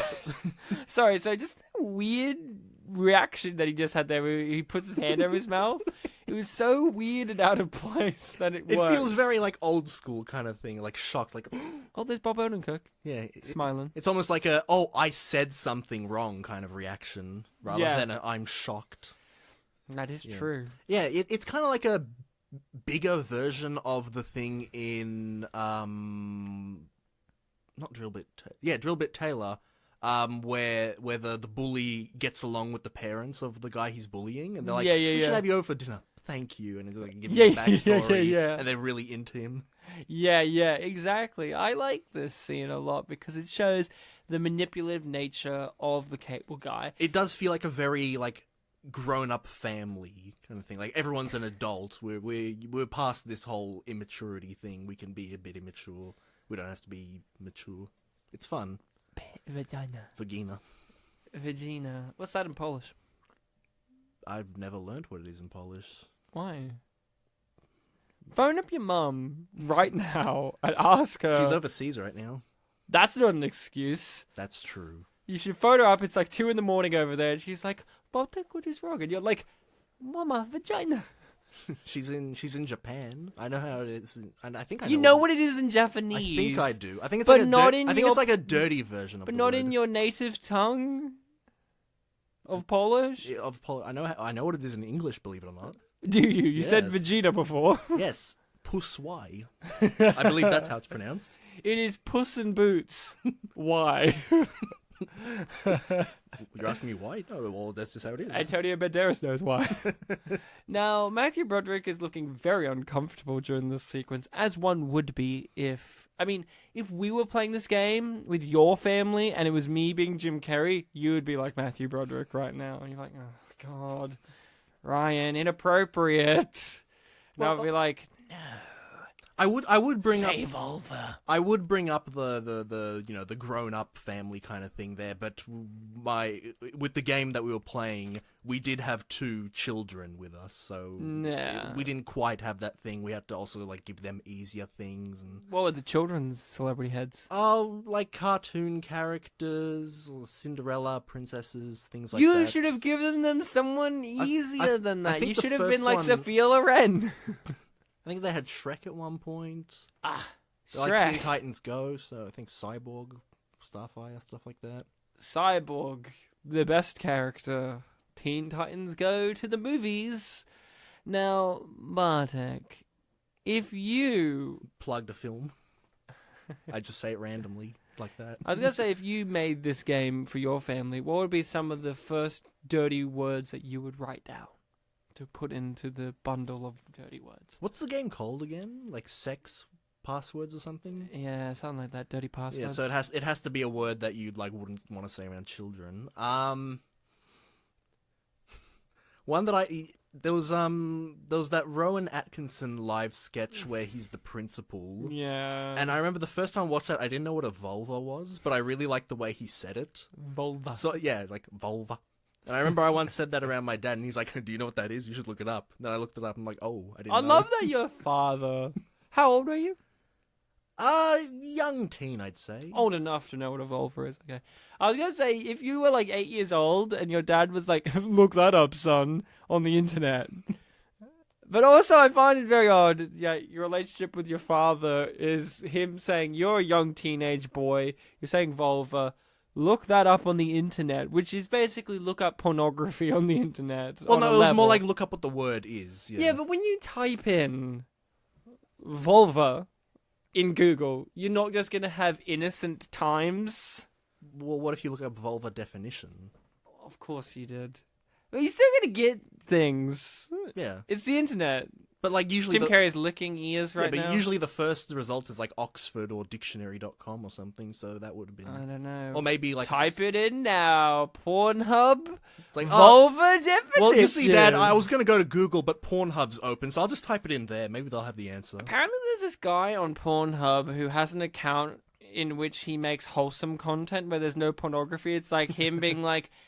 Here's me cuddling you after you've ejaculated, or I was like, oh, have you ever had a rough day? I'm here to listen. That's and nice. The guy's real name is something pornographic, like it's like Richard Deepler or something weird like that, or something weird. I can't remember. He seemed more pornographic than that. And apparently when you reach like a certain amount of subscribers or whatever on Pornhub, you get sent a varsity jacket with your name on it. Okay. But he doesn't have near that amount, but Pornhub sent him one anyway because they like him. He seems like a nice guy. And then his next video was like, are you feeling cold? Here, let me put my varsity porno jacket on you. Or he has ones where it's like the advertising on the porn website, like he knows specifically what ones he's above, and it's just like, do you think you really need a pill to help your erection? I don't think so. And it's just like him smiling in the thumbnail. Yeah, like, I'm not into porn, but I think I'd watch this guy. He seems like a fun guy. David Spade, I mean, not David Spade, David Cross reacting there, like, ooh. David Spade should have been in this movie, though. Yeah. And he was mentioned in the trivia at one point, but it was for something else. I really would have liked to have seen what Chris Farley could have offered to this, because this would have been a breakout role for Chris Farley, because Chris Farley was only really got to do 2 major leading roles, which is in Black Sheep and Tommy Boy. Like, the rest of them are supporting roles, wouldn't you say? Yeah, I haven't seen either of those 2 films, so I just think... Really? So you haven't even seen Chris Farley at his best? No. Cinematically, I mean, like, you've seen him in Big Daddy. Well, the Billy Madison's the one that I Billy think Madison, of. right. Sorry. He's the bus driver. He's the bus driver, yeah. He's in other ones, I'm sure. Yeah, but that's the one. He would be in, like, the Saturday Night Live He's going to be works, Shrek. Right? Yeah, he was. You said that. Oh, I mean, like, you were the one that told me that. He was, and then he died. You said that like there exists recordings. There is. I've never gotten around to listening to this. And he would have done a great job, but it's kind of weird because we live in a world where Shrek is played as a Scottish character by Mike Myers, and we have an understanding. But his Shrek would have worked just as fine. Like, it would have worked just as well because Chris Farley had a great voice. You know, he had that aggressive voice. I'm Matt Foley. I live in a van down by the river. Like, he's just got that weird vocal inflection. I would have really liked to have seen him in this movie on a level, just so that he could have had more before he left us. Like, he only really has supporting roles and those 2 roles with David Spade, and there's a comedic duo, you know, like, yeah, it's a bummer. But what did you think about the reveal that all of his aliases are characters from TV shows? And did you realize that, or did you not realize that Chip wasn't his real name? I mean, I could have guessed that. He was very obviously referencing TV culture throughout the entire film, which, you know, gives this idea of like, oh, it's... I guess giving a message about our obsession with TV. It had that really funny gag with Carl Gass where the TV doesn't work. He picks up a book, and it just reminded me of that Simpsons episode where, like, wasn't it like the TV stopped working, they all went outside and realized how great it was? Yeah. I think that was actually probably my biggest laugh of the film, yeah, now that I think of it. The music that plays. Oh, it reminds me also at the end of The Truman Show, when everything's all over and people just move on. Yeah. Like, you know, like, well, whatever, moving on. Like, that's kind of it. Like, TV died, and he's just like, all right, moving on to a book. And it's like, oh. Yeah. Sorry, what was the question again? Oh, yes, the twist. Yeah. I feel like, yeah, even if it's not the hugest sticking point of this film, like criticizing TV-obsessed culture, I did feel it, and I did understand it, because, I do not watch TV anymore, but I remember I used to, just be kind of a couch potato growing up. Like, oh yeah, let's put on the TV, watch whatever's on. What did you watch? Because whenever I ask you things, you are like, I did not watch that. Yeah, no, it was mainly just like cable channels. Like, it used to be cartoons. I think sometimes I'd put on, what was it called, Fox 8 and whatever was there. By that point, though, I was kind of delving What away. was one of your favourite shows growing up to watch? Other than Saved by the Bell, damn it. I know it's tough. You can just say Becca. It's a great show. No, I haven't seen that. Frasier, great show. No, but I've heard good things about that one. Frasier. I know, I put you on the spot. Yeah, what did I If you were the cable guy, what character from your favourite show would you name yourself as? Other than Screech. That'd be too obvious for me. My name is Screech. I know I've stumped you. You're like, TV, I watched it. I was couch potato, but nothing's coming to mind. I'm just thinking of cartoons, and it's like, well, what's a live action show that I really liked? Amanda Bynes. The Amanda Show. The Amanda Show. Hi, I'm the Amanda Show. You liked Didn't you like Zack and Cody? Or I haven't watched Zack and Cody. I did like Keenan and Kel, but I only caught it. I caught it. I'm Gotti. You're really becoming John Travolta's Gotti this episode. I keep putting on a Boston accent in this Well, episode. welcome to the world. Hey, it's me, Mark Wahlberg. Got him. Because he's a Bostonite. I guess Fresh Prince of Bel-Air would be mine. That's the freshest of princes. Now, this is a scene where Jim Carrey has a spider casually crawl across his face and doesn't react. And it's there because it's weird. Yeah, and he's an event. He is an event. I didn't realize that until you just said it right now. I kind of forgotten because you were distracted by a spider on his face. Yeah, it makes me think of like what would our friend Reese McKenzie, who's a very big arachnophobe, think of that? Oh, I thought you were going to say what would our friend Reese McKenzie do if he was stuck in an event. Well, if there was a spider, we know he'd freak out. And it would crawl across his face. Would he freak out? Yeah, it wasn't immediately obvious to me that he was an event as well, and I think just seeing him jump out of a ceiling and also the trivia pointing out that in the novelization of this film, which exists apparently, it mentions that happens in the vent.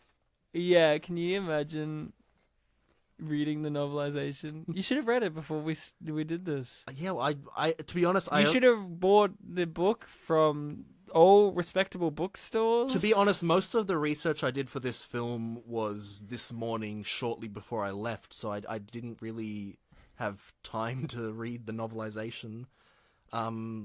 Yeah, I would have watched this film like 12 hours beforehand, so maybe I would have had time if I started researching then. Now, we haven't had a movie on this show set its climactic scene on a dish before. No, not a satellite dish for anyone not watching. No, I meant like a dish of food. No, a satellite dish. I think it's a great climactic place to set a scene. Like, it's just visually interesting, especially how they've done it here with the rain. The first time it appears in the film, having seen this film a long time ago, I was like, oh, the climax is set here, isn't it? And yeah, so that was another thing I remember. We haven't seen a movie like this since The Dish, the Australian movie about a satellite dish that helped. I liked NASA. This might sound a bit sexual, but I like how wet Matthew Broderick gets in this sequence. Oh, Bartek. It's like he keeps falling into the puddle. It was very sexual.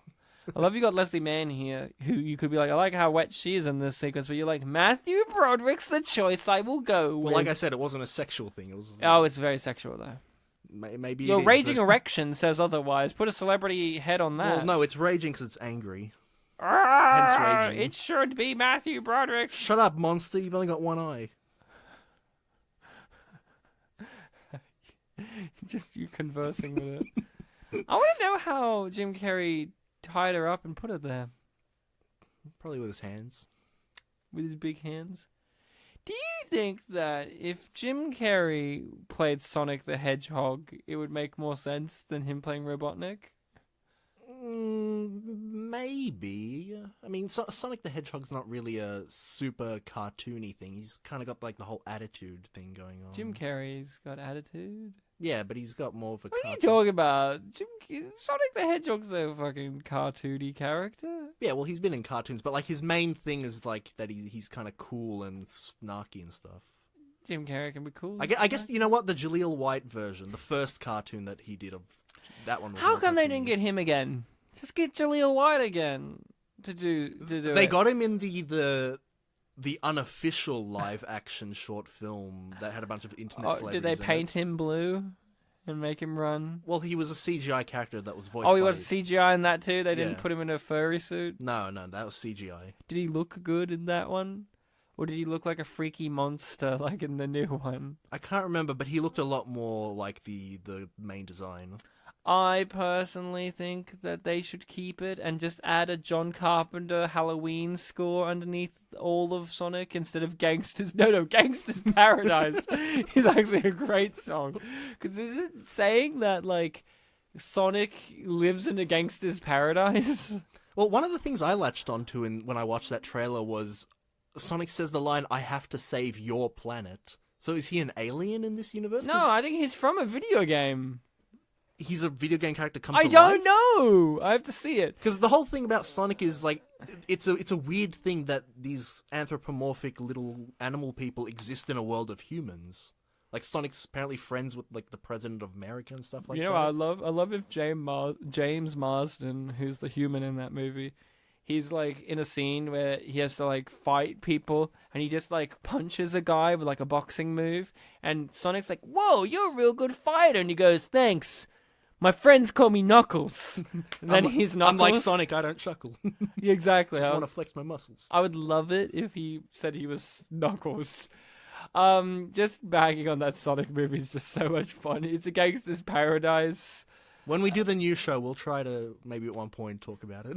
Review it? You want to review it? We haven't even We should see it in the cinema. Maybe we should. And then review it afterwards. and, Be like, and it'll be the first film we see in the cinema together. Sonic! What, you don't want to see Detective Pikachu? I've never brought up Detective Pikachu. But it's just basically the same idea. I've heard it's good. That's the thing. That's how you make a cartoony character live action and not make it creepy. I mean, some of them look creepy. Mr. Mime looks Mr. Mime is the one creepy. everyone That's talks supposed about. to be that. He's not a main character. Can I just, with Sonic, just to end this, the thing I hated about his design the most, and it's such a nitpick, is the color of his eyes are blue. Well, they're green in, like, the games and the other things, or other images. I They're thought it would just bright green because he it just makes had- his eyes more distinct from the rest of his body. in my head, I seem to remember it just being like the beady eyes, but the shape of like the one eye was the big thing. Oh, yeah. Everyone cares about the shape of the eye, but sometimes in other iterations when he does have like an iris, it's green because visually Okay. distinct from everything's fucking blue and white on him. And orange would be too extreme. Yeah. An orange would look weird and Yeah. evil. Weird and evil. But that's enough about that. Oh, look, there's the stapler that he apparently fatally injures Jack Black in an unfilmed scene or deleted scene. All the trivia seems to bring up is Things that didn't happen in the movie or in the novelization, it did happen. yeah. I should have specified all of the various places that this film has trivia on the internet bring up that a publication of some sort, I think it was like the Washington Times or something like that, got a bunch of unused footage, and it just listed all the things that was in this footage that isn't in the final film, and apparently the trailer has a lot of extra scenes in it, and one of them was he hit Jack Black with a staple gun fatally, I think it was said. And there was like he stitched the shape of a TV onto Matthew Broderick's ass or something. It's like, I would that's have loved to have bizarre. seen that scene. Yeah. Do you think this is a thing that's divisive about the movie, the ending? Yeah. Do you personally think, like Jim Carrey, that he should have died? I can definitely see it working, because I think the last big dramatic line from him could have been I just wanted to be a friend, but I screwed it up. Like, that really just says a lot about his character and where he's been and where he's going. From there, like, you don't really need him to be alive, other than if you really like that helicopter scene. But look, he gets to quote Rosemary's Baby. Someone has to kill the babysitter. Yeah. Isn't that quote from Rosemary's Baby? I've seen it once at the Astor Theatre, but I can't remember any babysitter. Was it like a metaphorical use of the line? I can't remember. I think it's a direct quote from one of those movies. Maybe it's not Rose. It's in the trivia. But it's a quote from one of those movies. I can't remember. Well, I know that I've only seen Rosemary's Baby once. Yeah, I know that the film was mentioned in the trivia as being like one of the inspirations for the darker tone. Yeah. I will say one of my favorite gags in this movie was when he's just like drowning him and he's just like, this reminds me of Waterworld. I saw that movie in the cinema 6 times and I don't get it. I thought that movie ruled. And it's like, Waterworld fucking sucks. Didn't he like misquote the film or something? Like about never seeing dry land or something? Yeah, probably. I don't know. I'm not a Waterworld expert. But you love Kevin Oh, Costner. The Hand That Rocks the Cradle, sorry. Okay. I get them confused. Oh, poor George Segal. Help. Help. And then this is when we discover that this man is Andy Dick. And there he goes. Now he's Andy Dick. He's instantly turned into him. Like, see how he physically changed his face as well? For a while, I thought it was actually Tom Green. Oh, yeah, right? Oh, here's the scene with Carl Gass as Couch Potato. He looks like this all the time. Have you seen this great video of Jack Black appearing on, I think, Jimmy Kimmel, your favorite, or maybe Jimmy Fallon, your other favorite, and he's given like one of those plastic toy saxophones that you give to children, like one of those ones, and he plays it professional, like he gives it, like he properly wails on it, and it's just like, what the fuck? And people are like, Jack Black didn't have to go that hard at it, but we're appreciating that he did. Or it's like the jokes about D&D. It's like when you send a bard in to fight, you know, like that kind of thing. I don't know. I feel like I appreciate the ending of this movie with him obsessing over someone else, and it's like he moves from person to person. So it's like, what did he learn? What did he learn? Nothing. Maybe it's meant to be a weird, optimistic thing. Like, maybe this time he won't screw it up. No, he will. He will. Yeah, I know. But at the same time, I kind of appreciate the idea of him dying at the end as well. Jim Carrey wanted that to happen. Yeah. Jim Carrey demands death from every character. Can you imagine if they gave him $20 million and said no? He just wants to be like Sean Bean. Just every character he plays just fucking dies. Has he ever... Sean Bean ever lived? No, I'm talking about Jim Carrey. Has he ever died that I can think of? A character that he's played that Does the Riddler die? I don't No, he goes to the mental institution at the end. Two-Face dies. He goes to the institution at the end, and it has the great bit in the movie where it's like, Mr. Enigma wants to speak to Bruce Wayne because he's figured out who the identity of Batman is. And you're like, oh shit, he knows because he still knows. And then it's like, who's Batman? And he's like, I'm Batman. And he's like in his asylum and he's fucking nuts. I don't know. That's actually maybe Sonic. Well, Robotnik, yeah, maybe. I don't know. But then if they want a sequel, are they not? Yeah, because are there any other villains in Sonic? Like, I know in Mario there's other somewhat villains, but is there any other villains in Sonic? As far as I'm aware, is Shadow Sonic evil? Like the As far as I'm aware, every single Sonic game that I've played or know about, Robotnik is at least a villain in them, even if there's something else like a big creature that's gone amok. I honestly don't know if he's died in anything that I've seen. I didn't see Kick-Ass 2. If he died in that, let us know. Yeah. Honestly, I don't know. Did he die in Yes Man? No, he didn't. Did he die in a series of unfortunate events? I think he lives in that, right? I think he said that he wanted to do a sequel to that, but it didn't do well, so he must have lived. I think he gets arrested at the wedding thing. He doesn't die in Bruce Almighty. The Grinch, he lives. I don't know. We don't know his status in Evan Oh, Almighty. technically he dies in The Man on the Moon when he plays Andy Kaufman. He dies in that, but then at the end they kind of play it like he's alive still, because that's all of Andy Kaufman's kind of... Is he... Like Andy Kaufman, that comedian, you know, weirdo. Yeah. Did he actually die? Like, he's actually dead, but people are like, knowing him, that's a joke. I've heard good things about that. Is that a good film? Yeah, it's got Danny DeVito in it. It's weird because Danny DeVito plays the manager, but Danny DeVito would have been a real-life person in the true story because Andy Kaufman was one of the main characters in Taxi, which Danny DeVito was in as a main character in Taxi. You know what I'm saying? And they got all the other people from Taxi to play themselves. But Danny DeVito is just not in it because he is playing Andy Kaufman's manager in... Do you see where it's all going crazy now? Yeah. It's hurting the brain. Yeah. If I listen to this one day in the future, I'll probably get it. That's more than Inception could be. I think I'm still up to Gooby in my listening. Gooby! Which is the second episode we recorded in this studio. Yeah. Well, Bartek, the film has ended. I was waiting for a post-credits stinger. For some reason, I was waiting for like a stinger at the end, like a comedic stinger where it's like Matthew Broderick goes home and the karaoke set's still there and everyone's singing and he's just like, oh boy. Or maybe he'll just do the Ferris Bueller thing and it's like, oh, I wasn't expecting that from this character. Yeah, no, yeah. What are you doing? Go home. What are you doing? Go home. The movie's over now. And it's his second greatest performance. Yeah. So, Bartek, I want to hear your review and rating for this magnificent film, The Cable Guy. I was delighted to revisit it, and I actually had a very good time chatting with you about it. I do wish our guest could have been here, but... Don't worry, God's punishing him right now.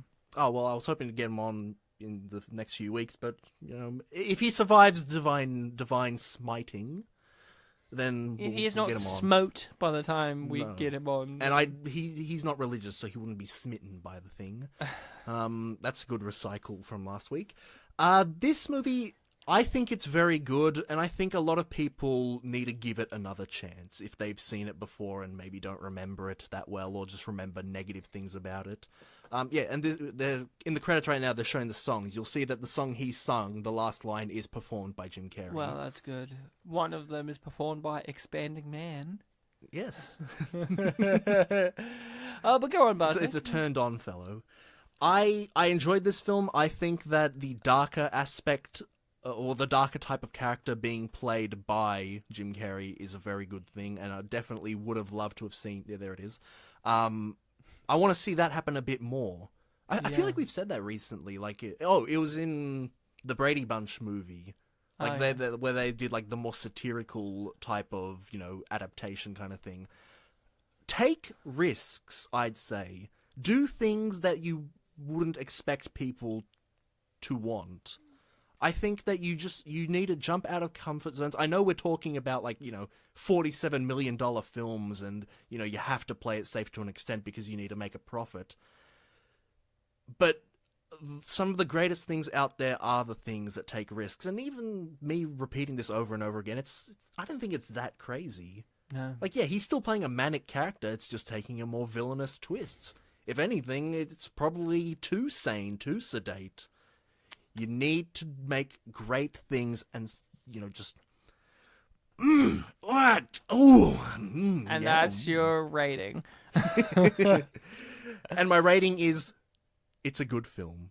Great. My review. Loved this movie. It's a very strange beast. And this is one of the few that we've covered in our over 150 episodes, 150 movies, in which I understand why this is unappreciated. Like, I'm not here to fight you over this like I usually am, because I do understand. I personally see it in a different view, in the more positive view. I think this movie is strange. I think it's better to have a movie that tries and fails and at least is weird about it than a generic, bland movie that doesn't try at all and doesn't push anything at all and doesn't do anything. I love it, honestly. You know, watching it again, it's reinvigorated my love for Jim Carrey that I've had over the years, and I agree. And Ben Stiller as well in his work. If I had to give this movie a rating, which I do, I'd have to give it a ha out of everything's meaningless. I don't know if the mic picked up, but my fiance just coughed and sneezed in the background like too. The second you were done giving your rating, yeah. Thanks, honey. So, Bartek, what did the internet have to say? How did you know I got some comments? Well... Other than that, I think I mentioned it earlier. Did you? I feel like maybe it was foreshadowing. Maybe I didn't, but whatever. I've got... This is a big twist. I've got comments from YouTube and a single IMDb review. Ryan needs to take a... spit take in the cup. In the cup. I'm shocked. I didn't want to spit it all over my precious floor. Oh, I thought you were going to take a drink, so the spit was a surprise. It was a risk that was taken. Like Liam Neeson and Taken. It wasn't a $47 million risk, though. It's a thraken that's taken 3. The first comment I've gathered is very simple. So underrated, funnier than The Hangover, lol. Hangover? Yes, did I say it weird? Hangover. Yeah. You just said it with the emphasis on the g at the end, like hangover. And I'm like, hangover, right? Yeah. Well, that's the word. I thought Hangover. they put it with 2 G's, and you're being like Bartek, where you emphasize their spelling mistakes. So I was like, yeah, they're in the Hangover movie, and I'm like, no, you mean Hangover? And then it's like, no, just Hangover. All the words are spelled correctly. People, I guess, people listening, you know I'm right on this. I guess I fucked up. Well, okay, but this is the last time, because if you do it again, naughty things are going to happen to you. The next one is not to. Oops, I fucked up again. That's it. Naughty things about to happen. Drink my spit cup. That's clearly a bottle. You fucking liar. He's lying to you right now, listening people. And we're not ones for lies. This is a truth podcast. Yes. Play the X-Files theme. However, I'd like to point out that I lied without saying a single word. That's a good kind of lie.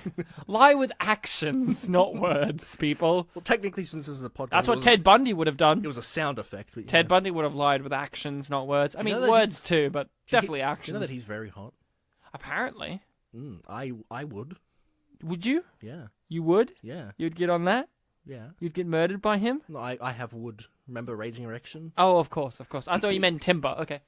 Anyway, I wasn't joking about the first word of the next comment being not, because it is, not only is this a dark comedy, but personally, I can see elements of psychological thriller in this film.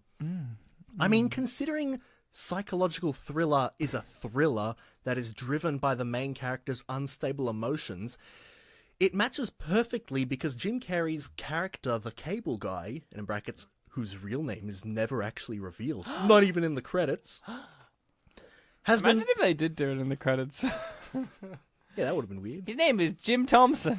What was that name in the dog film, Love on a Leash? Oh, Flang or something? Alvin Flang. Alvin Flang. Has been lonely his whole life, and the whole movie is pretty much driven by that very emotion. Also, I consider it a thriller because his threats and actions get worse and worse and worse until a near-fatal climax. Just in my opinion, I think this is, though not absolutely great to me, possibly one of Jim Carrey's most underrated films. Agreed. The next Now comment... imagine if I said wrong. It is his unappreciated most like it wrong, is one of wrong, copy-paste. wrong copy paste. This next comment is a very short one, but it is the type of comment that we want people To say. to make, or to at least realize. I'm waiting for it. It's not really a joke to it. It's just simply... I'm poised. I'm on the edge of your seat. I need to re-watch this since I absolutely hated it as a kid. That's a fair comment. Yes, it's a That's fair. optimistic negativity that becomes positive. Get out of here, negative. What? All these words, you just screw it up today, Bartek. But that was a firm but fair comment. What are you talking about? What are you talking about, Gordy? Next comment is even shorter than that. Attachment issues. Very, very... Like the film or them? I don't know, but they feel... That's what my psychologist tells me. The suggests nostalgia to them, maybe. Or, attachment issues. Attachment issues. Yeah, exactly. Ugh.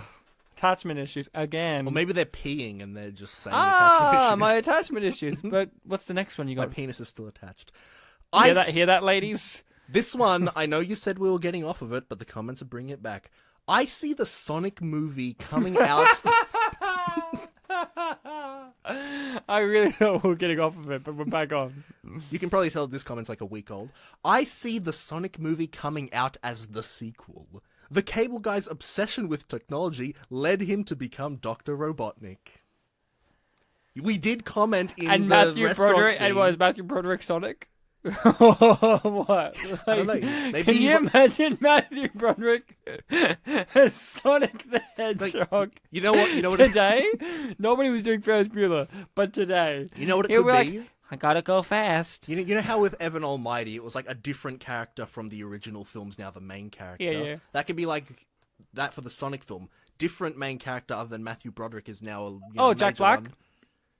one. Well, I was talking about Jim Carrey. Oh, I know he's like a main character in well, this. in but the comment just before, the person titled him as the main character. That's a good point. So yes. they meant titular character, Yeah, but not titular. main character. Main character is Matthew Broderick. He's a Yes. point of view character. But what's your next comment? Or is that it and you No, have a no. review? One more. Hit us in the loins. And this one has a response. Is it me responding? I hope so. No. And this comment's all in quotes, by the way. For Stephen Colfax, the price of cable just went up. Now he's got a friend he can't control. A friend who will not be ignored. Jim Carrey. Matthew Broderick. The cable guy. So it's probably a quote from the trailer. Yeah. And the response is from the same person who made that comment. Oh, they're responding to themselves. Great. And it's the exact same comment, but entirely backwards. Should I try to read it? No. Okay. No.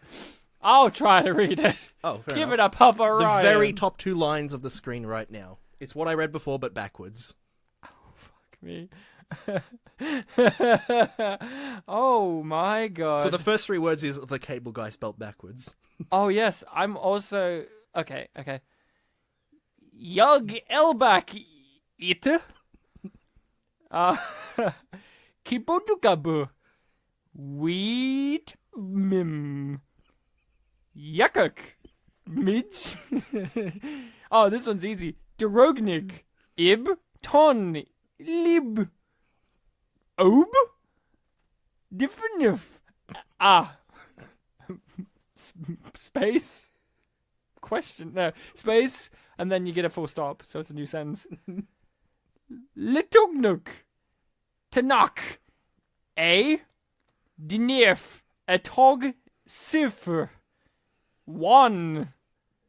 Pu. Tenu. Teshun. Elbak. Fo. Ekrip. Et. Exvolok. Nivts. Rough. There you go. Now someone put that in the reverse and you'll get exactly what that was forwards. Yeah, just like with a break between every word, but... Well, you could cut in between the breaks. That's true. Or you can me having trouble reading, like, the Sonic Hedgehog movie. Yeah. Now I know how you feel when I speak Polish. But I'm not known for being able to speak backwards. Yeah. So you should be known, but you are known for speaking Polish, so that's why I'm Yes. Can't say vagina, though. asking. Well, it's because I don't know what it is. I could probably say it, but I just need to know it. IMDb review. This better have the Larry the Cable Guy connection that you foreshadowed at the beginning. Oh, no. The connection was me... Was of me, like, because his name is Larry the Cable Guy. Oh, I thought you said the internet also thought this. Oh, I think it was a trivia point Oh, that okay. I was talking about. Okay, yeah. okay. Yes. Hopefully the IMDb review still clarifies this issue. Yeah, the last line is, by the way, Larry the Cable Guy has nothing to do with this. The title of this review is The Undisputed God of All Movies. So you can tell it's positive. From the 16th of How many stars? You can probably guess. 1. It is from the 16th of August 2001. From August? Yeah, that was the What are number. you, fucking the Cable Guy now? That wasn't... Read it as the Cable Guy. From the 16th of August Okay, 2001. you don't need to do that. I realised that was a terrible mistake. It wasn't even a Boston mistake. It is from the 16th of August 2001. Okay, Christoph Waltz. So it was before 9/11. And it is 10 out of 10. Ah. I remember when I typed that up, though, I accidentally did put 1 out of 10, but, I just had to add a 0. Oh, you naughty boy. Yes, I've read too many negative reviews, but this one clearly isn't. Without a shadow of a doubt, this is my favourite movie of all time. Yes. Honestly, I've seen it time and time again, over and over, and yet I still love it. I'm not sick of it at all. One time, I recited the entire movie word for word on a long car trip. I love this movie. Very strong opening paragraph. That was just a paragraph, people. Yeah. The opener. The Cable Guy is brilliant, and unlike most other movies, every event and detail is relevant to the movie. It doesn't throw in useless junk just to waste time. From what it appears, people hate this film only because Carrey doesn't use his Dumb and Dumber humour. Oh yeah, Dumb and Dumber. He's unlikable in that too. Yeah. He's like an asshole in that movie. Actually, remember what he does to the bird? That one I'm not as familiar with as the other ones. Hold on, was Dumb... When you hear the most annoying sound in the world... Yeah. When earlier I said that his first two films were Since Ace Ventura and The Mask. Was it The Mask or Dumb and Dumber? I don't know. Yeah. I'm not a Carrey expert.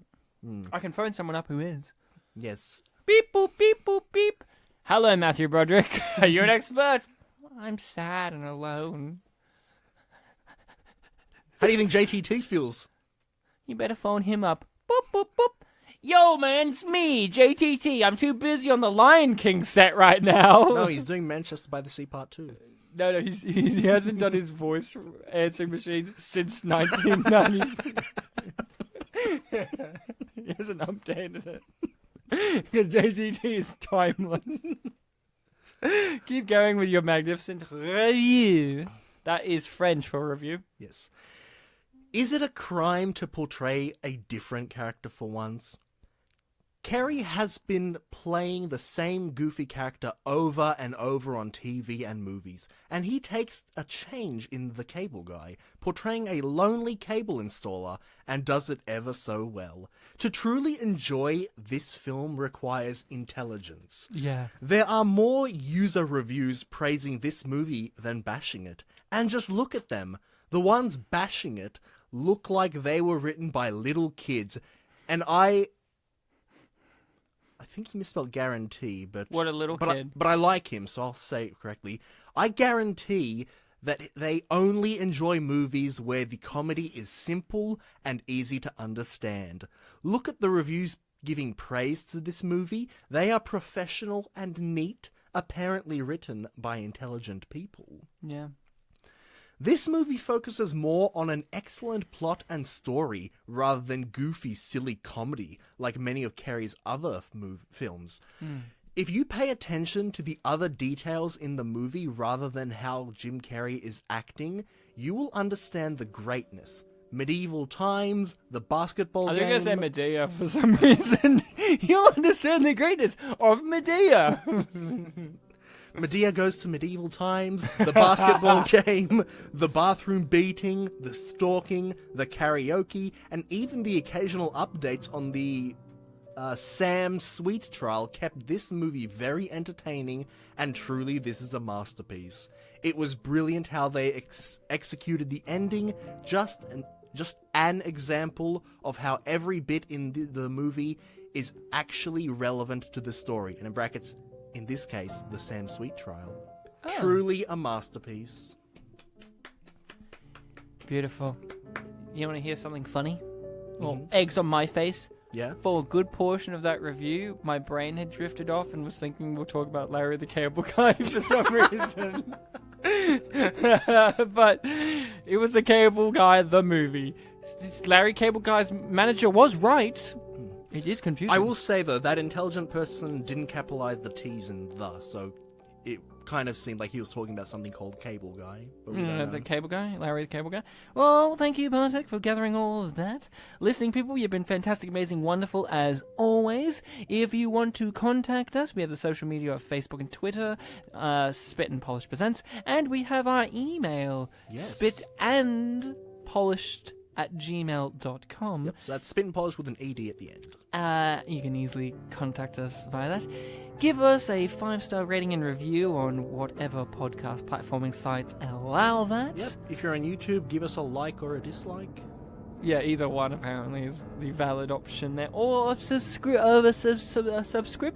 Yeah, we hit 900. Yeah, we're very strange. popular on the YouTubes. Well, no, the YouTube comment I read said we're not. So. Oh, well, that means we're not. Yeah. Well, that was sad. I guess be kind to each other, people. Or don't.